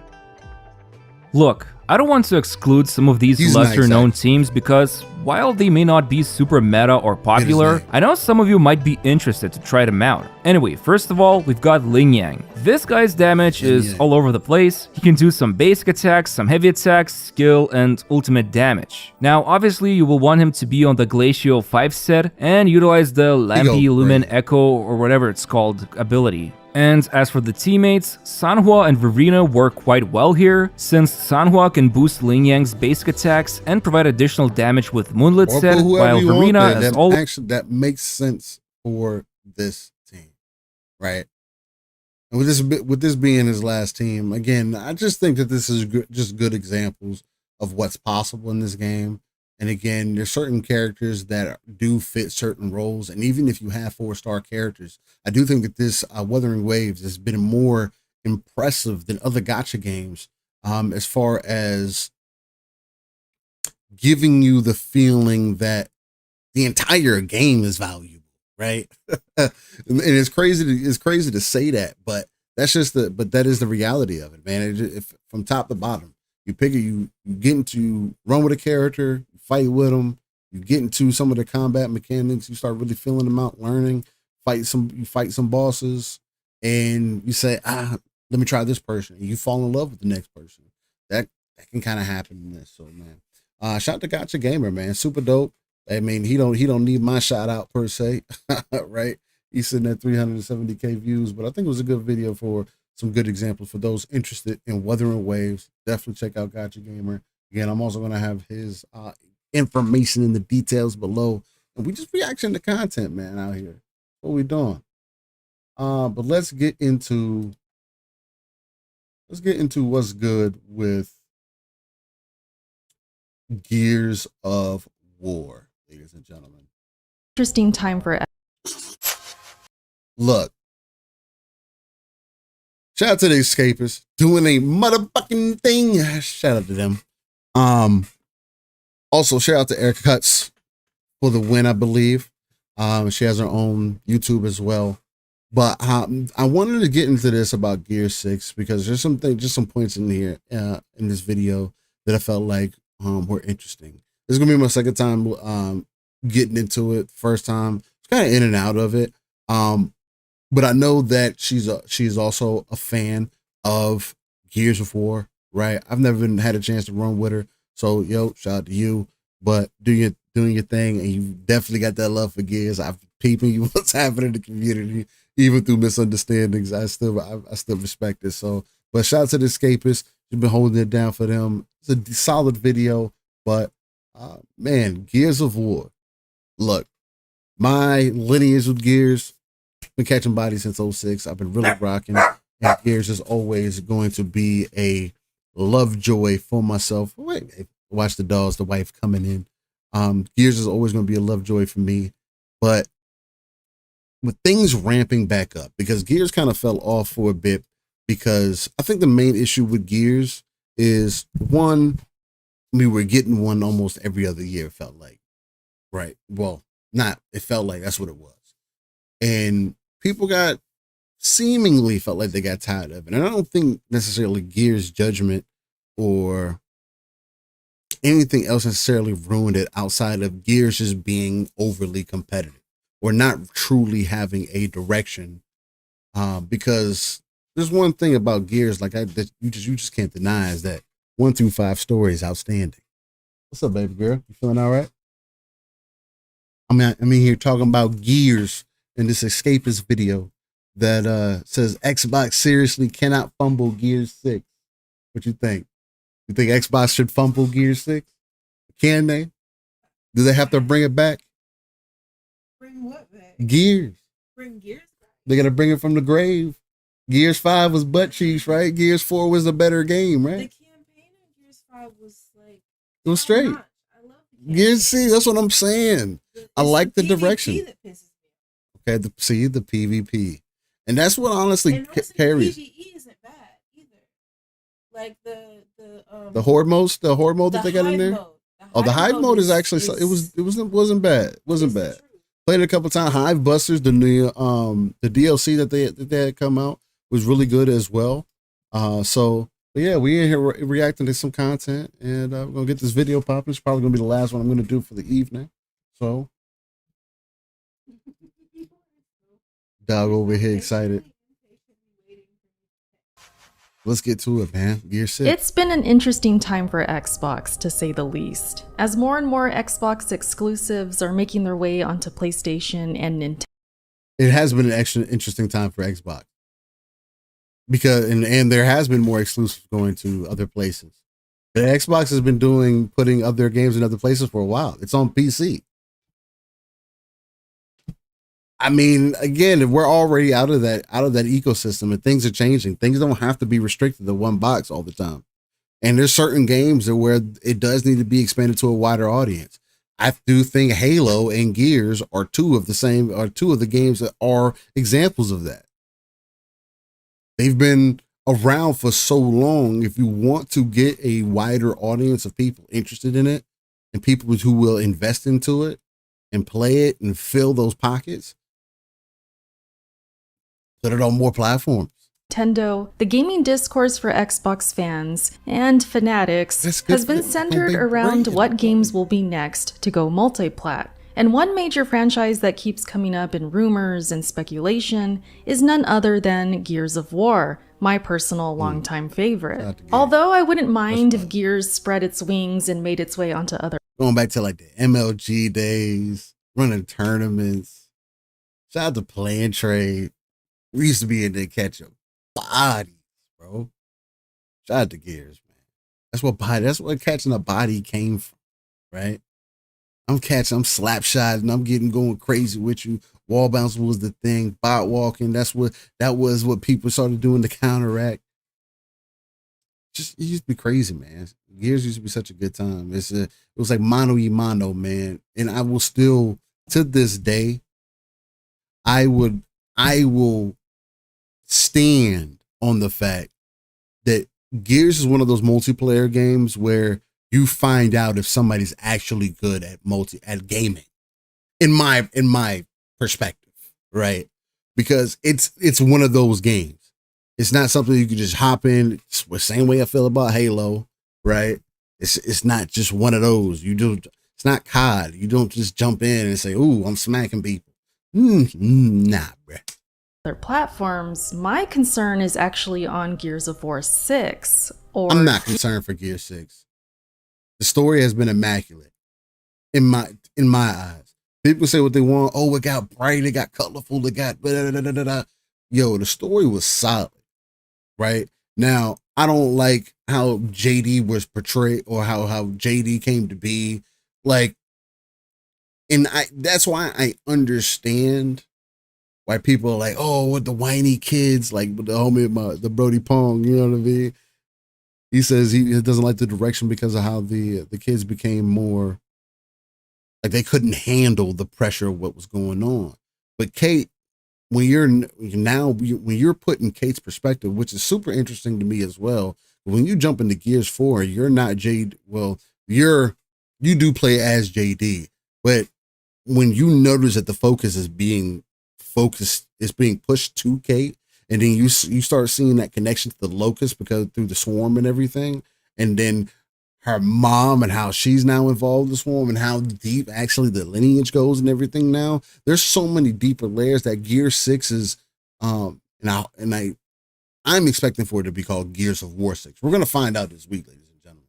This Sunday we are going to find out what it's going to be called. But I think it's going to be called Gears of War 6.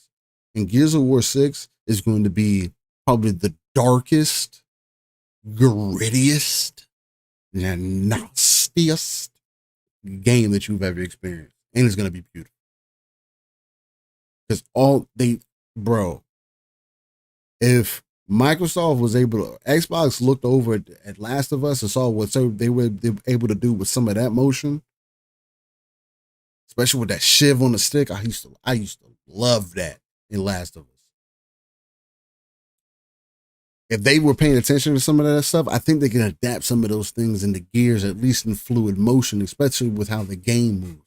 Because you can't change the base mechanics, especially when you get into multiplayer. The number one thing is that they need to be consistent with a shotgun. I'm telling you, Also, again, the Escapist will be in the details below. So if you want to check them out, I will also have the link to this direct video in the details below. So y'all can check them out and see what's going on. And follow up with the sources. And again, we out here, sometimes you just got to ask forgiveness, not permission, you know? Oh, and hopefully everything rock. Let's get to Gear 6. Because I feel it has to be an absolute hit and nothing less. And with the Xbox showcase coming up and the next Gears being rumored to be there, I'm hoping for this game to stop all of my doubts. Meaning, I don't want to see something like this again, okay? I don't want to see anything this underwhelming. You don't want to be like this. This is disgusting. Now, the main problem area is up here. All of this going on up here, this area is not good either. The open world needs to go away. Gears does not need an open world. That, like, bro, we don't need that. Just give me more action. Like the time that you put into doing the open world, put me in more action. Find more ways for me to get to it. Like, if that's what we're gonna do. Again, I maybe throw the vehicles in there like you did in the original trilogy. If you're gonna do it that way.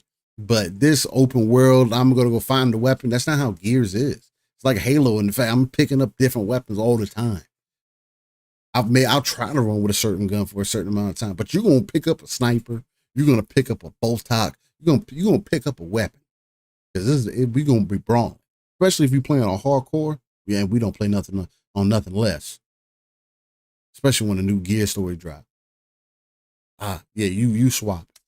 I hate this, but I'm mainly worried about this. Basically, in a nutshell, Xbox, you cannot F this up again. And if you're a fan of rumors, there's been talk of a high chance that Xbox will indeed show out with this next Gears entry. That it will be groundbreaking and give us that moment like Gears of War 1 did for the Xbox 360. That's exactly what I want. The biggest reason I think it will is because it's going to be the end of the end of it. Gears 6 has to be the finale. It has to be the finale. Because this has been the most time that you have been ever given to work on a Gears game. This game has to be the finale. And then you can pivot. Right? This game can go on, especially with how games are nowadays. You know, both have to be of a certain ilk on a certain level. I'm telling you, man. Want for Gear 6. I want the next generation of gamers to have that moment like we did when we first laid our eyes on this franchise. Because when I first saw Gears of War and that Berserker boss fight in that game, my jaw hit the floor, and I knew man. It was such a beautiful moment. Getting trucked by the Berserker. It was such a beautiful moment. That I had to have it. Outside of Halo and Forza, Gears of War was a major reason a lot of us bought an Xbox, myself included. I got Xbox because of the multiplayer. Halo really caused it. I was on Xbox Connect before that. So it was just like a natural transition. It was full of multiplayer. Included. And even though the gaming landscape has changed quite a bit since then, and exclusivity is becoming a thing of the past, I still feel that Xbox needs this franchise to move the needle again and then push their catalog so that way more gamers will jump on board. No matter what, Gears isn't going to push the needle. I mean, people may buy it to jump into the story and experience it, but unless it's completely everywhere, it's not going to move some needle. Unfortunately. And the main reason I say that, people will show out. Maybe I'm very doubtful of the people who are really Gears fans, because again, you got to be a certain type of gamer. Yeah, you might play the story, but Gears lives in its multiplayer.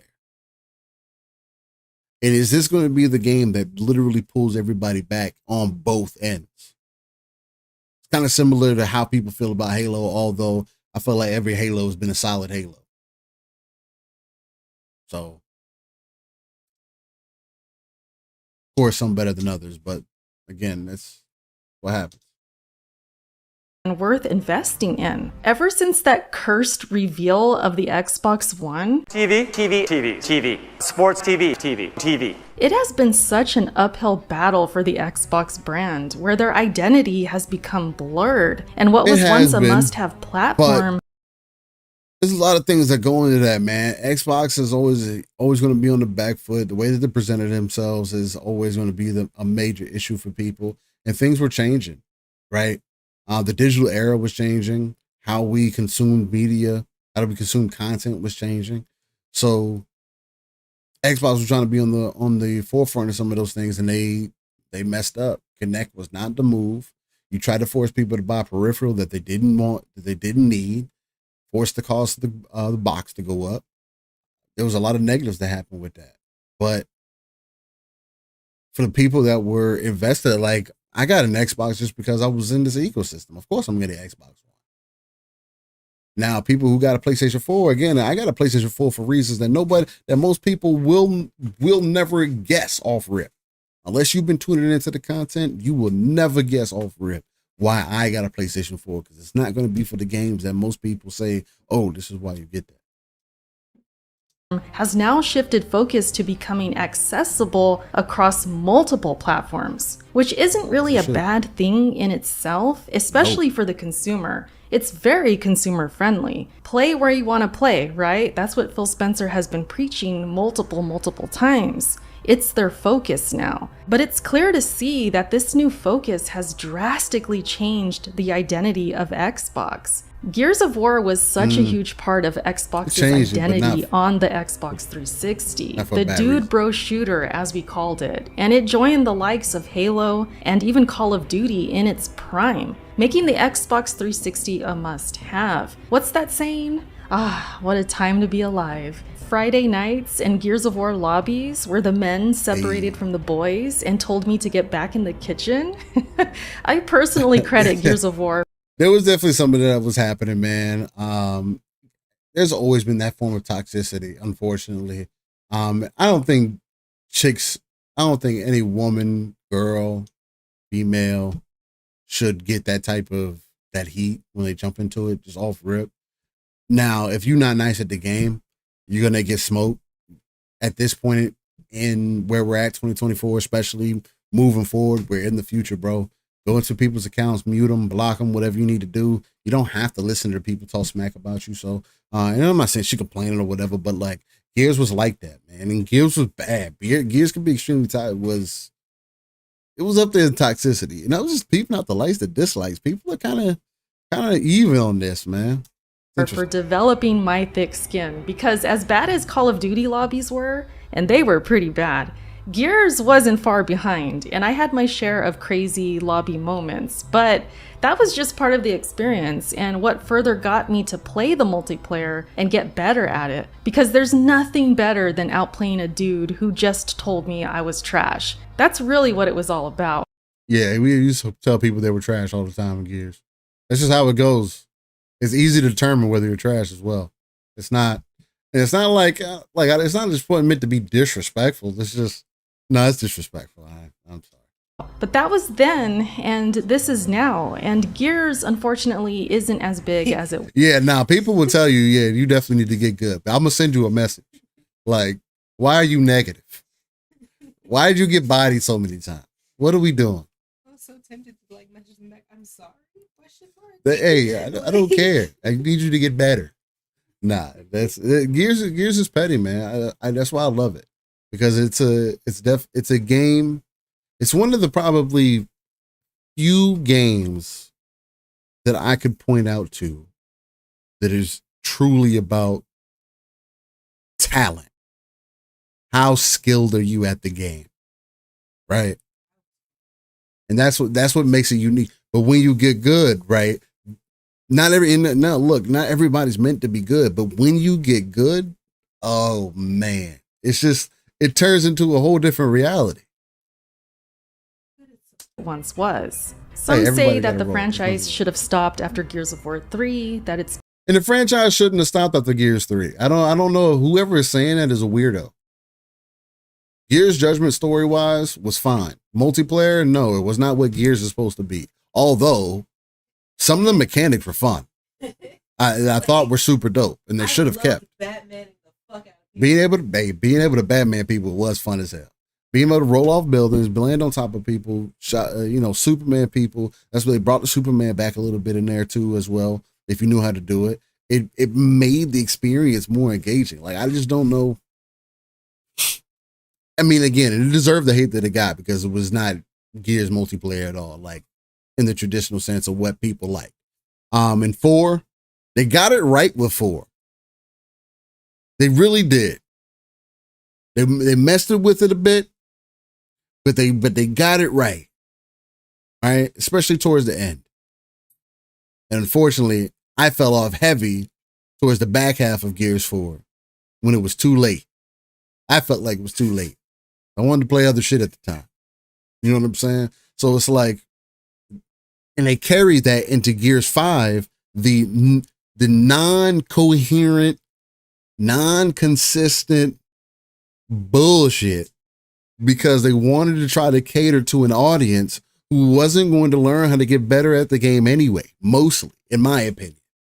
You're over-tuning the shotgun, under-tuning the shotgun, 99%. What are we doing? You know what? Just don't let me see the numbers anymore. If I die, I die. If I don't die, I don't die. Like, just don't show me the numbers because it's annoying. And I think that's what really made it worse. When people were able to see, oh, how much damage did I do to this person? I liked it better when it just was like, hey, I died. Because then you got to just live with that. But living with the fact that you did a 95%, like, what is that supposed to mean? Like, the 5%, bruh? Really? A whole shot it, point blank, 5%. Look, let's be real. Anything over 75% should be automatic body. Honestly. If I hit you with 75% plus, that should be a body run through. That's how Gears 1 was. Gears 1 was not playing about that. I'm close to you. If this shotty gets stuffed in your chest, it's guaranteed. There was no shotty all in your body. Yes, sir. It's been milked. Some say it's because of this thing, and others just don't really like the multiplayer enough to keep playing and keep it relevant. Because Gears multiplayer does have a high learning curve, and it's not a game. Honestly, and the Judgment multiplayer probably was the most casual, friendly Gears that we've had, and people didn't like it. So when people say, "Oh, we need to make Gears more casual," "Oh, they have to make it more accessible," they tried. People didn't like it. I thought it was aight.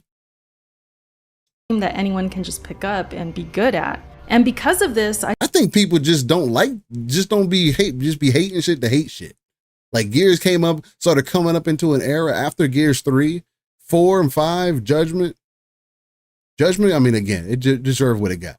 But 4 and 5, it was just inconsistent. But again, Gears never had a chance to breathe. They were churning out a game every other year. What are you supposed to do with that? It's not going to be consistent after the first 3, especially after Cliffy left. I strongly feel that the Coalition is stuck between a rock and a hard place when it comes to the multiplayer for Gears. Time to be a bullet sponge. I don't think the Coalition is stuck in a rock and a hard place at all. I think the Coalition just needs to create their multiplayer. I mean, sure, pick a few out of people. Whoever's still streaming Gears today, like, shout out to Shadows. I have been familiar with that man since Gears 1. I know the name, right? One of those. You need to grab the people who are still rocking with it and to come in and really tell you, hey, this is what's going to bring the fun in. At a certain level, casual people aren't just going to play this game. Just speak to your audience and let that speak out to everybody else. Because if you do that, again, I think the other thing too that's so interesting about Gears is like the best MLG game, in my opinion. because you can really tell if somebody's nice at the game or not.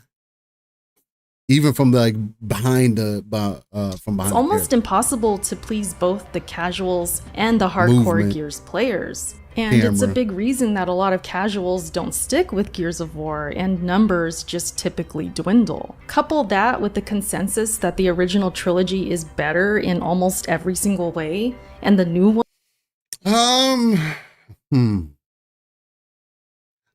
I can't say that Gears 1 through 3 is just ultimately better than 4 and 5. I can't say that, because then it's like dismissing. Huh? The shotgun in 3 was definitely perfect. That's exactly where they needed to keep it. And that's why I'm excited. If there's a Marcus Phoenix collection that is announced this week, I'm going to be over the moon. That might be a collector's edition that I get. I'm not going to lie. Jacob said he's back, had to stream on mute, but saw it. The only reason Gear 6 could fumble is due to the ponies. PlayStation can't do nothing to make Gear 6 fail.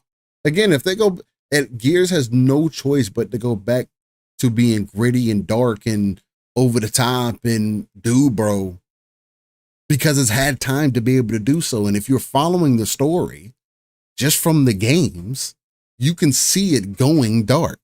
Kate's about to go dark. What is it going to be like to be in that position? How do they take it to the next level? What could they do with this? Gears, hold on. When did Gears 5 release? It was 2001, I think. No, 2019. 5 years. It's going to be, and by the time it ends up coming out, if it comes out in 26, we're going to be almost 6 to 7 years in from a Gears release.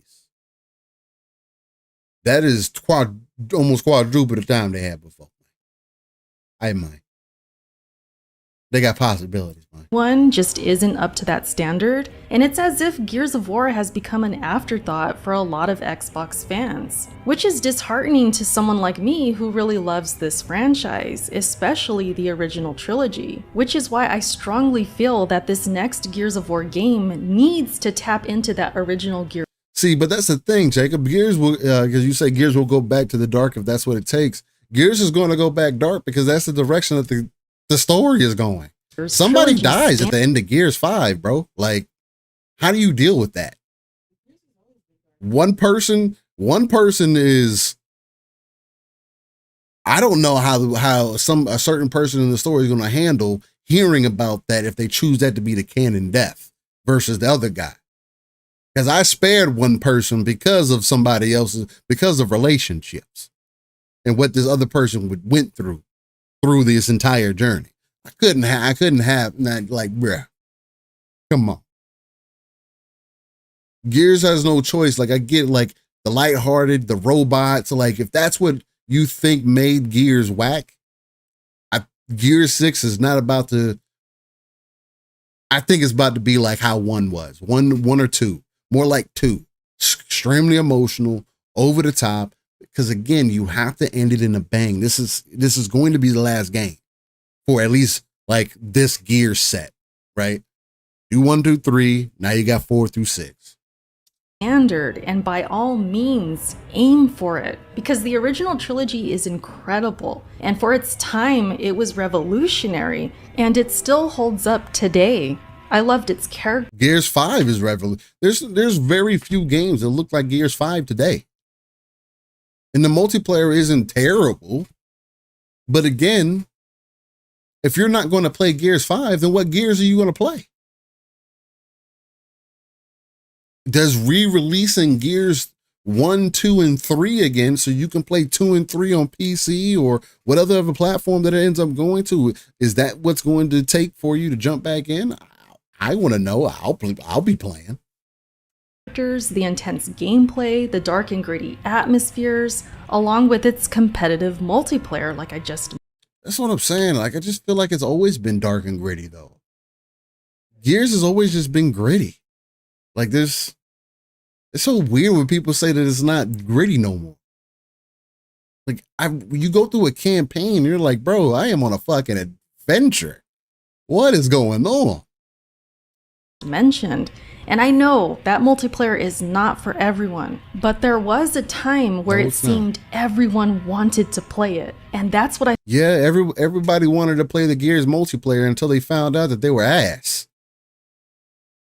I'm sorry to tell you. That's just the fact, gaming fact. If you're not good at a multiplayer game, you're not going to have fun. And people aren't just going to be nice to you because you're not having fun.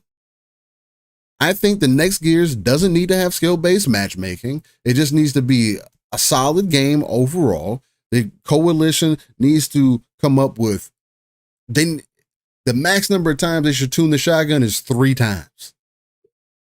The final time, that's it. Hey, nope. Let me get used to how this works.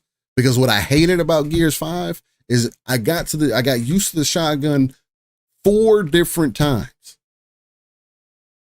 That 5th time, it didn't feel the same. I'm good. Why is this being overtuned and undertuned like this? It's not consistent. You're showing me numbers that don't make sense. 99.9%. And I'm buying it. This man's 0.1% away. And I'm dead. Okay. And he running through people still. Whole team gone off this 0.1. Stupid. Jacob says, I see it this way. Almost everyone who says the exact same thing that she says in this video has been affected by ponies and people who hate Xbox. Sadly, who tells you that Xbox is bad until you think that. Again, that's how I feel. I feel like people just hate on Gears to hate on Gears. There's no other game that's like Gears. What are you going to compare it to it? Cover-based shooter-wise. The Division is not the same game. Uncharted, it's not the same game. It's just nothing like it, bro. I feel Gears really needs to be again. It needs to be shown at this next Xbox show. What other game can you get on top of somebody and beat their face in until it blows up? Beat their face, what other game can you curb stomp a motherfucker? They can just nasty and still keep bodying people. Run up on them and change. That's why Gear 6 has to be even more than that. It has to take it next level. I need to be able to, I don't know. I need to be able to throw the chainsaw in the air or something. I need to get bug nasty with the chainsaw this time. I need to be able to like do a couple quick slices, back off you and shoot you a couple times with the Lancer or something. That's how you make it next level. Showcase as the force it once was. And for that to happen, I think it needs to go back to what made it that way in the first place. The horror-like atmosphere, the dark, gritty graphics, the brutal combat, and a story that moves us to care about these characters. That's what Gears of War needs. And I'm hoping that the Coalition can get that back for us, to make us fall in love again. We know they're going to do amazing work with Unreal Engine 5, because if anyone can, it's the Coalition. Yeah, the Coalition is the masters of Unreal. They're going to be the ones, for all the issues that Unreal 5 has been having this generation, they're going to be the ones to come out and really show what's possible, what it can do. Gears I do think that Gears 6 is going to be like a Gears 1 and 2. It's going to demonstrate what a modern console can do, what modern gaming looks like, right? On a single player and multiplayer level. Even Gears 5, you go into it right now, it's still one of the better looking multiplayer games that's out there. I just don't want to take 5 minutes to load into a game. They are wizards with that engine, so this thing is going to look beautiful, but there has to be more than that this time. I also blame the hardcore for that, though, because there's a such thing as listening too much to the hardcore. No, make your fucking game. Because if you over hardcore the game, then the casual hardcore people aren't going to have fun either. Jacob says, but if Gear 6 is awesome, will the majority love it? Yes. But some will change the narrative to say it's bad. My point is the kids grew up while thinking that Xbox is bad. PS is good because it's opinion, which not is yours. Yeah. And that's fair as well. I mean, there's always going to be people who have like their biases and everything, but I do think it's different this time around. I think like a game like that can be shown, and especially like in the streaming era, because that's the other thing about Gears. I feel like Gears came too late in the streaming era. Like, and I think if the Marcus Phoenix collection comes out, that's going to demonstrate what's possible. Because those games never touch PC, and because PC has a much wider audience than what consoles have, just kind of off rip, or PC players also typically support online multiplayer games for longer. And I'll be honest and can say that in comparison to 5, which was on PC, and I believe 4 as well, 2 and 3 were better overall playing games. And I don't think that there's so many people that can recognize the difference of what an overall better playing or not, or something that is less than is, especially if you're trying to appeal to the hardcore player or appeal to the casual player. Not everybody fits in that bag. So what is your bag, and stay in that bag? Raymond says, I do wonder how they're going to do the story with the choice at the end of Gears 5. I feel like they wrote themselves into a corner, allowing you to choose who lives and who dies. That is true. They did write themselves into the corner. I wondered the same exact thing. That's why they're going to choose. I feel like the choice is going to be, spoiler alert, that was your warning, JD. And I only think it should be JD because you have to end Marcus's timeline. He can't live forever. And I can see him going out in a bang, hopefully not similar to Dom, because that was fucked up. There was another option, bro. Like, this wasn't the Maria situation. Like, I get it, bro. It's been hard, but that didn't have to be the choice. We had a different option. 6, I don't think it has to be. I think it could be. Hopefully, it doesn't have to be the case. But if they do choose JD to take up, that has to send him over the edge. And where do you go from there? Because Marcus is also was consumed. It was connected to the network, and he was fucked with by that as well. Jacob says, but the reason I have a grin on my face, a smirking grin, is because ponies get mad over Xbox regardless of what they'll do. Xbox pushing itself, ponies love PlayStation, and they listen to. You know, I think people just love fucking games, honestly. But I get what you're saying, because PlayStation fans have always hated on the multiplayer side of things. I mean, you're seeing it happen now. Like a game like Concord got greenlit, and there's resounding negative, a resoundingly negative audience. I can't fucking talk. Damn. For that game, but you canceled the Spider-Man Online multiplayer game, and you canceled Factions too. Why? For that game? For an Overwatch clone? When you have Marvel Rivals that's coming out, there's also an Overwatch clone, Paladins, third person of that ilk hero base that looks like a cooler and better game than that. And as somebody who is like a fan of Destiny PvP, looks like a knockoff version. Makes me feel like PlayStation don't know what they're doing, man. Like, you unnecessarily hate and unnecessarily lost. How would you, why, who in God's green name would cancel a Spider-Man multiplayer game? That just sells itself. You would think that you could just go into an office and be like, hey guys, you know that Spider-Man game you got? What if more people could play at the same time? Wouldn't that be cool?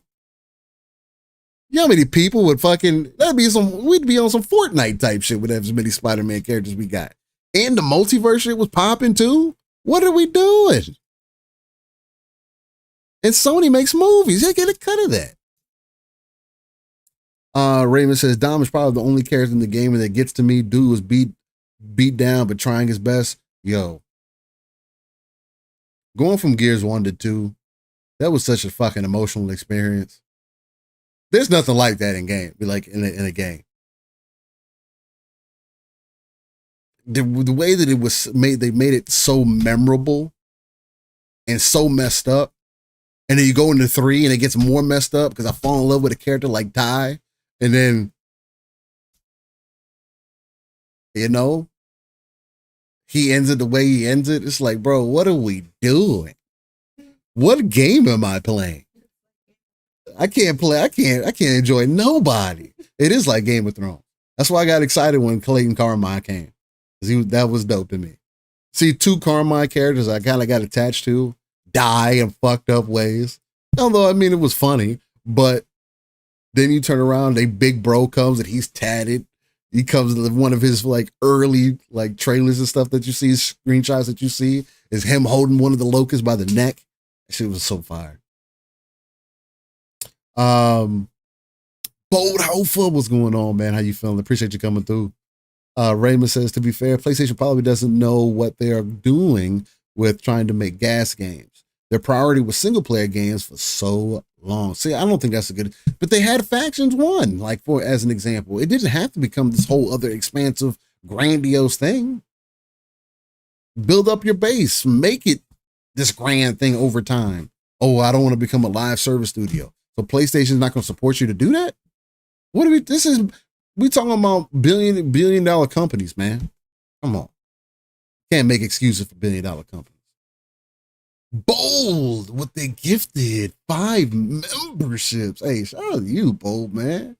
So they got that, pass that over to Jacob, Nighturnal, Luis, Bromain, 5th Floor, and Game Sharp. Appreciate that, Bold, man. Much love for you coming through. Raymond says, yeah, when he first finds Maria, yeah, that fucked me up. There was so many other worse ways of, I don't know. I don't know what I was expecting to walk into when that happened. It wasn't that. It was anything but that. And then when he gets that moment alone and you hit a shot go off, you're like, hey, what is happening? You're rethinking decisions. It's crazy.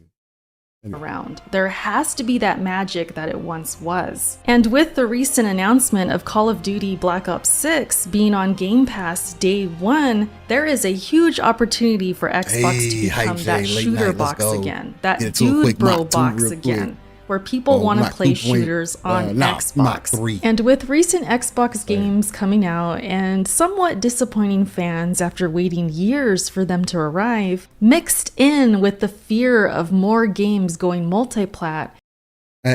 I'm just of the mind, I don't think games going multiplat is the end of Xbox. So what?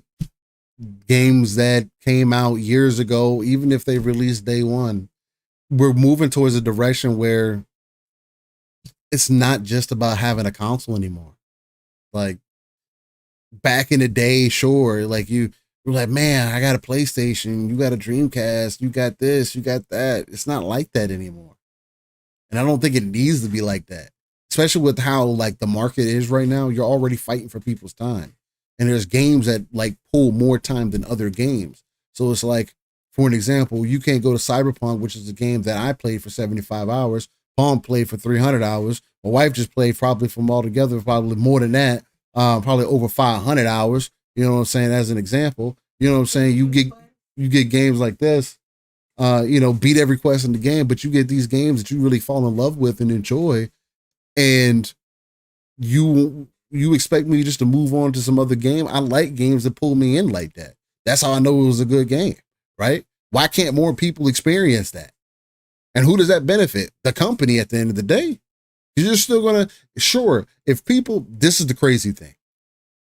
Even if Xbox put their games everywhere, Halo, Gears, all the games, I'm going to get it in Game Pass in a subscription where I still have the option to buy the game. Where I may or may not have bought the game previously. Who knows? Whereas on the opposite side, on any front, PlayStation, Nintendo, whoever, has to pay $70 for the game unless you're going to get Game Pass, which is not available on those devices because it's not in the Xbox ecosystem. And to be part of the Xbox ecosystem, you need a PC-like device. And what if Xbox's next console is a system that has PC-like capabilities? Microsoft is a software company, PC company. They combine the two. Now they've been making their own type of hardware with Surface for a while. They folded the Surface team into the hardware team for Xbox. What do you think is going to end up happening? I think it could be a very creative thing. I don't know if it's all going to be perfect, but I think there's a lot of great things that can end up happening. And again, I do still think that some games should be exclusive, maybe for some time, for a business sake, but the only person that wins in that is the business. I want more people to play these games. Put Gears on PlayStation. Get those scrubs in the lobby so I can get into these lobbies quicker. That's what I care for, but I'm a multiplayer gamer, so that's why I have come to live with the reality that I just look at that differently than other people who may favor the single player side of things. Jacob said, no, it's the reason PlayStation will fall behind with a huge gap. Xbox going full third party with every first party game is going to force PlayStation and Sony to change itself. Nearly none of the Xbox fans get it. Yeah, most people don't get it. That's why even in the down years when people are like, oh, first party's gone, where are the first party games? And they're cutting deals for second and third party games coming into Game Pass or just overall games coming to the system that weren't coming before. And I'm getting more use out of my system in total than I was previously. You're become a multi-platform owner. I'm not saying that everybody has to have a PC and that all PC games are on the Xbox, but for the selection of games that you have, you can be a pretty solid and satisfied customer with the value that's being brought to it. And then Call of Duty now being part of that, bro, there's gonna be people who's going to be playing Call of Duty that said, oh, I'm not buying another Call of Duty. That's the point. And people are like, oh, well, this one I get confused. Like, people say Call of Duty going into Game Pass is Xbox shooting themselves in the foot because people are not going to buy the game. They're going to get in the Game Pass. Well, if they get in the Game Pass and the subscriptions go up, so if the subscriptions go up, then that's what Xbox wants because they want at least 50 million subscribers. Right now, they have 35 million. If you get to 50 million from Call of Duty, one game, isn't that a success? Recurring customers? Call of Duty isn't just a 1 month thing typically. There's season passes, whatever else. And if I get you in there for 15, 19, 17.99 for Ultimate, and then allow you access, give you some discounts to maybe get some skins, you are going to make money hand over fist for me not even buying the game because I didn't feel like I bought the game. Instead of the $60 you spend on the game, you spend the $60 on skins for some people. And people will do it. And you're still getting the benefit. So not only are you getting the subscriber, but the other people that don't have access to Game Pass, again, in other platforms, in other ecosystems, have to pay full price for the game. That's not going to change. And the person that we don't have to worry about the person who only plays Call of Duty because they're still going to buy the game. And guess what? Xbox gets the majority of that bread now. It's an Xbox game that is going to fund Xbox Studios, which in turn is going to get us more and better games. Maybe people don't see that right now. People don't have to believe in it, but I do believe in the games. More games need, again, like a game like Stellar Blade. The reason I believe games should be more day and date sooner, and that's what we need to be pushing for, is so that more studios can be supported sooner because word of mouth and FOMO works on people. And if you get more investment to these development studios up front, they can plan better for what they may create in the future. What sense does it make for somebody to have to wait 5 to 10 years to see a return on a game? And within those 5 years, you want me to create another game, and my last game didn't even sell 5 million copies? It took 5 to 10 years for it to sell 5 million copies? 11 million copies? 20 million copies? Like, what if I can get some of that, even 25% of it up front? That's the potential that's how you support these devs. I think that's the thing that needs to change. This whole console mentality and things need to be separated, and I think it's hurting more things than it is helping anything. Because we can still have different ecosystems. It's been happening in TV. Hulu, Netflix, they're all options and they offer similar shit. Raymond says, I feel like a majority of COD players are going to continue buying COD. I assume that this is one game they have planned to buy every year anyway, and they're going to continue doing that. Game Pass is going to get the people that have fallen off of COD. That is the point. People are going to try it. And this is a Call of Duty that has been given additional dev time for at least 4 years, which is also more than previous Call of Duty have had in some time. So it has a huge chance, especially with zombies coming back in it, for it to attract an audience that fell off of it because Call of Duty turned into something else for them. Mikado says people will buy the $50 early access and then skins. Exactly. It's a win-win situation. Ultimate Edition, get all the content, future updates, additional ducats up front. Bowl Alpha says, I wonder if it'll have the 15% off you get as an Ultimate subscriber. Hey, Bowl, do you see what they do with the games in there right now? 15%. You Game Pass Ultimate. You get 15% off. I'm guaranteeing you they will.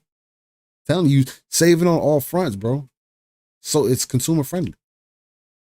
Jacob Novick says, PlayStation, we're glad that we get Sea of Thieves. I think that was said. Could be wrong though. The problem is Sea of Thieves are almost at 50,000 players at a minimum by no, and that will terrify Sony in the future. The thing about Sea of Thieves is there's certain games are just unique. Sea of Thieves going over to PlayStation here recently and being one of the most played games on that platform just shows you the power of games. I thought people said you just make good games, people will play them. It's a good example of what's possible. Why not? And yeah, Sea of Thieves now is a better game than it was on release. So you can say, oh, well, we waited to get the better version of the game. Okay, so what? But now you're also playing with people who have been playing for some time. There's videos, there's guys that you can tune into. You're walking into a community that's at least halfway built, and you'll have a solid experience playing this game. I think it's a good option.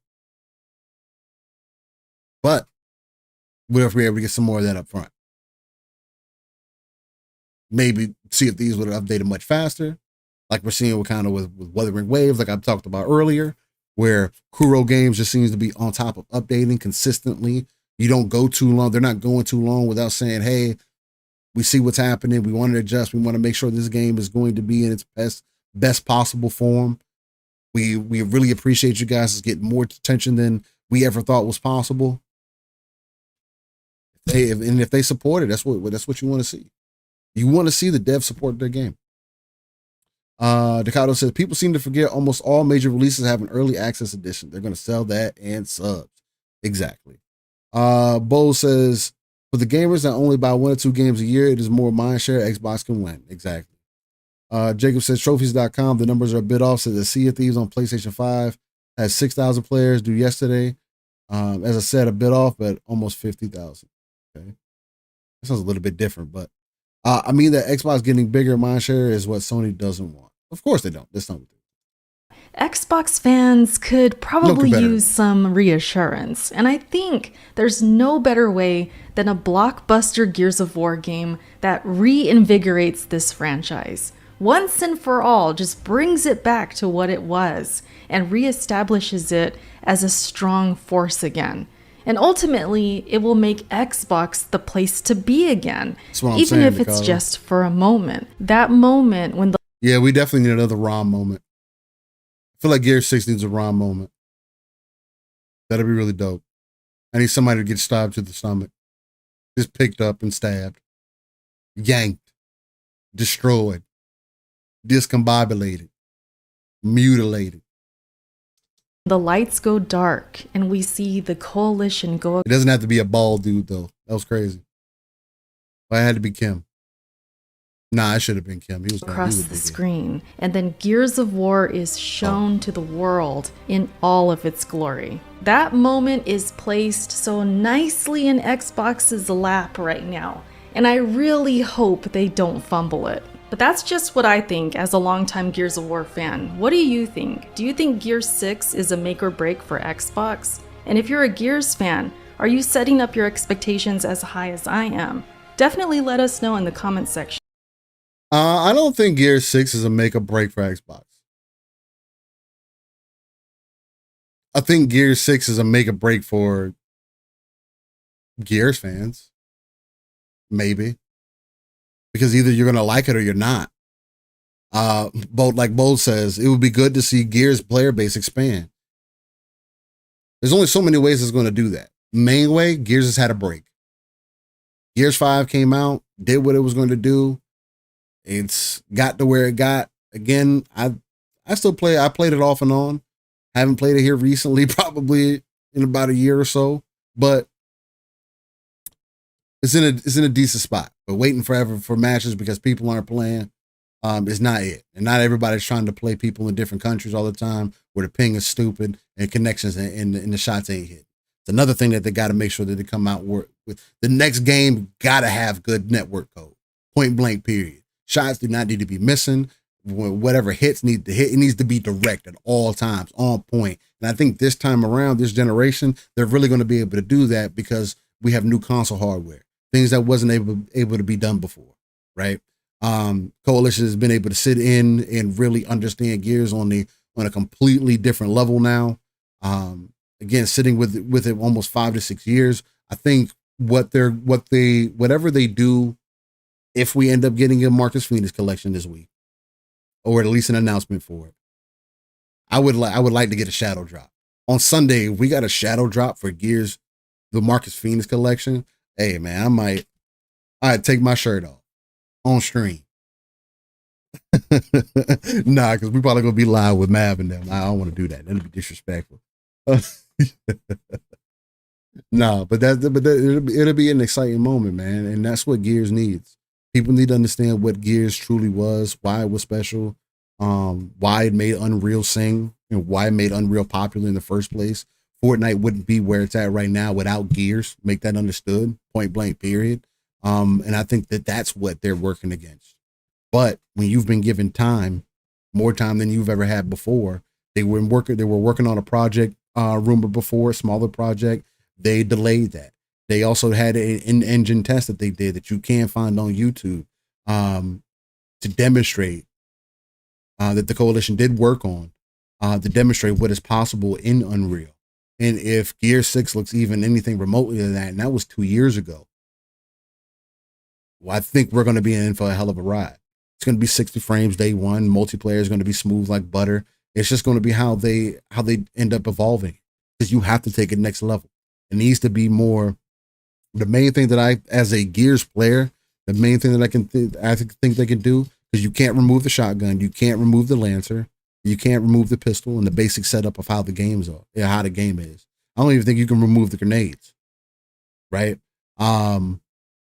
Maybe you do basic smoke and multiplayer, and only walk with that for a bit and see how people really feel in the multiplayer before you add a bunch of extra shit.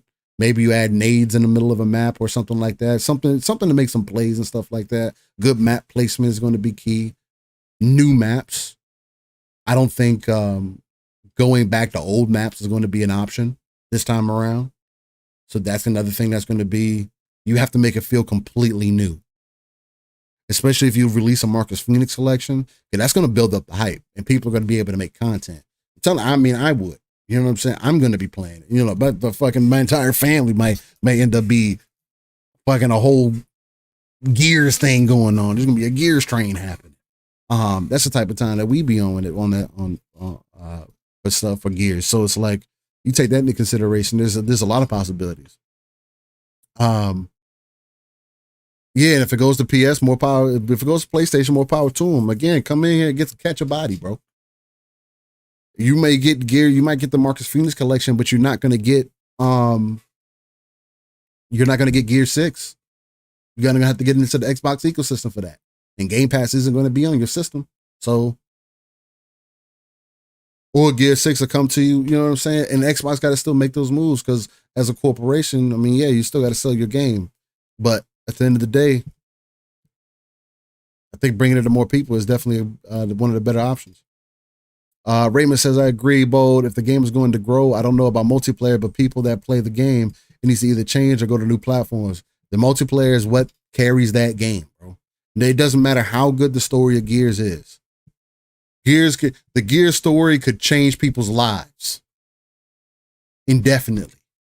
There can be a million good reviews about how good the game is.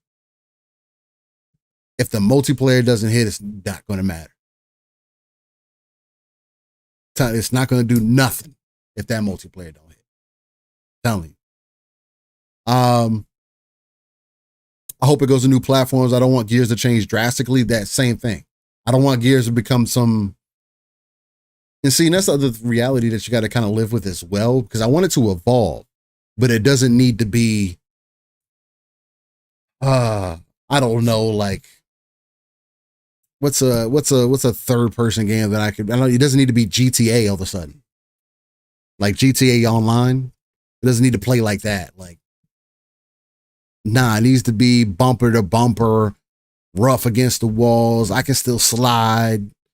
Certain mechanics you just can't get rid of because that's what made Gears.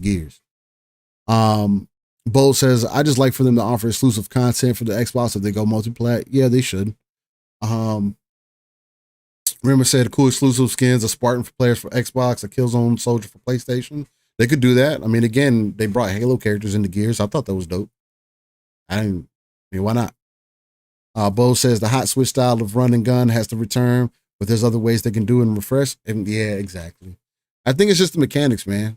You got to come in with mechanics that you're confident about, feel good about. The rotation is going to be solid around, and then go from there.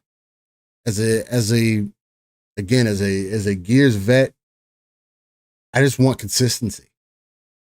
Mainly.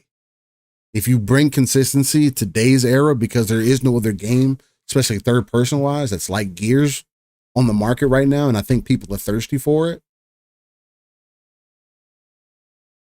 And it's not one of those things, oh, you can just go back and play the old game. No, well, people on PC can't.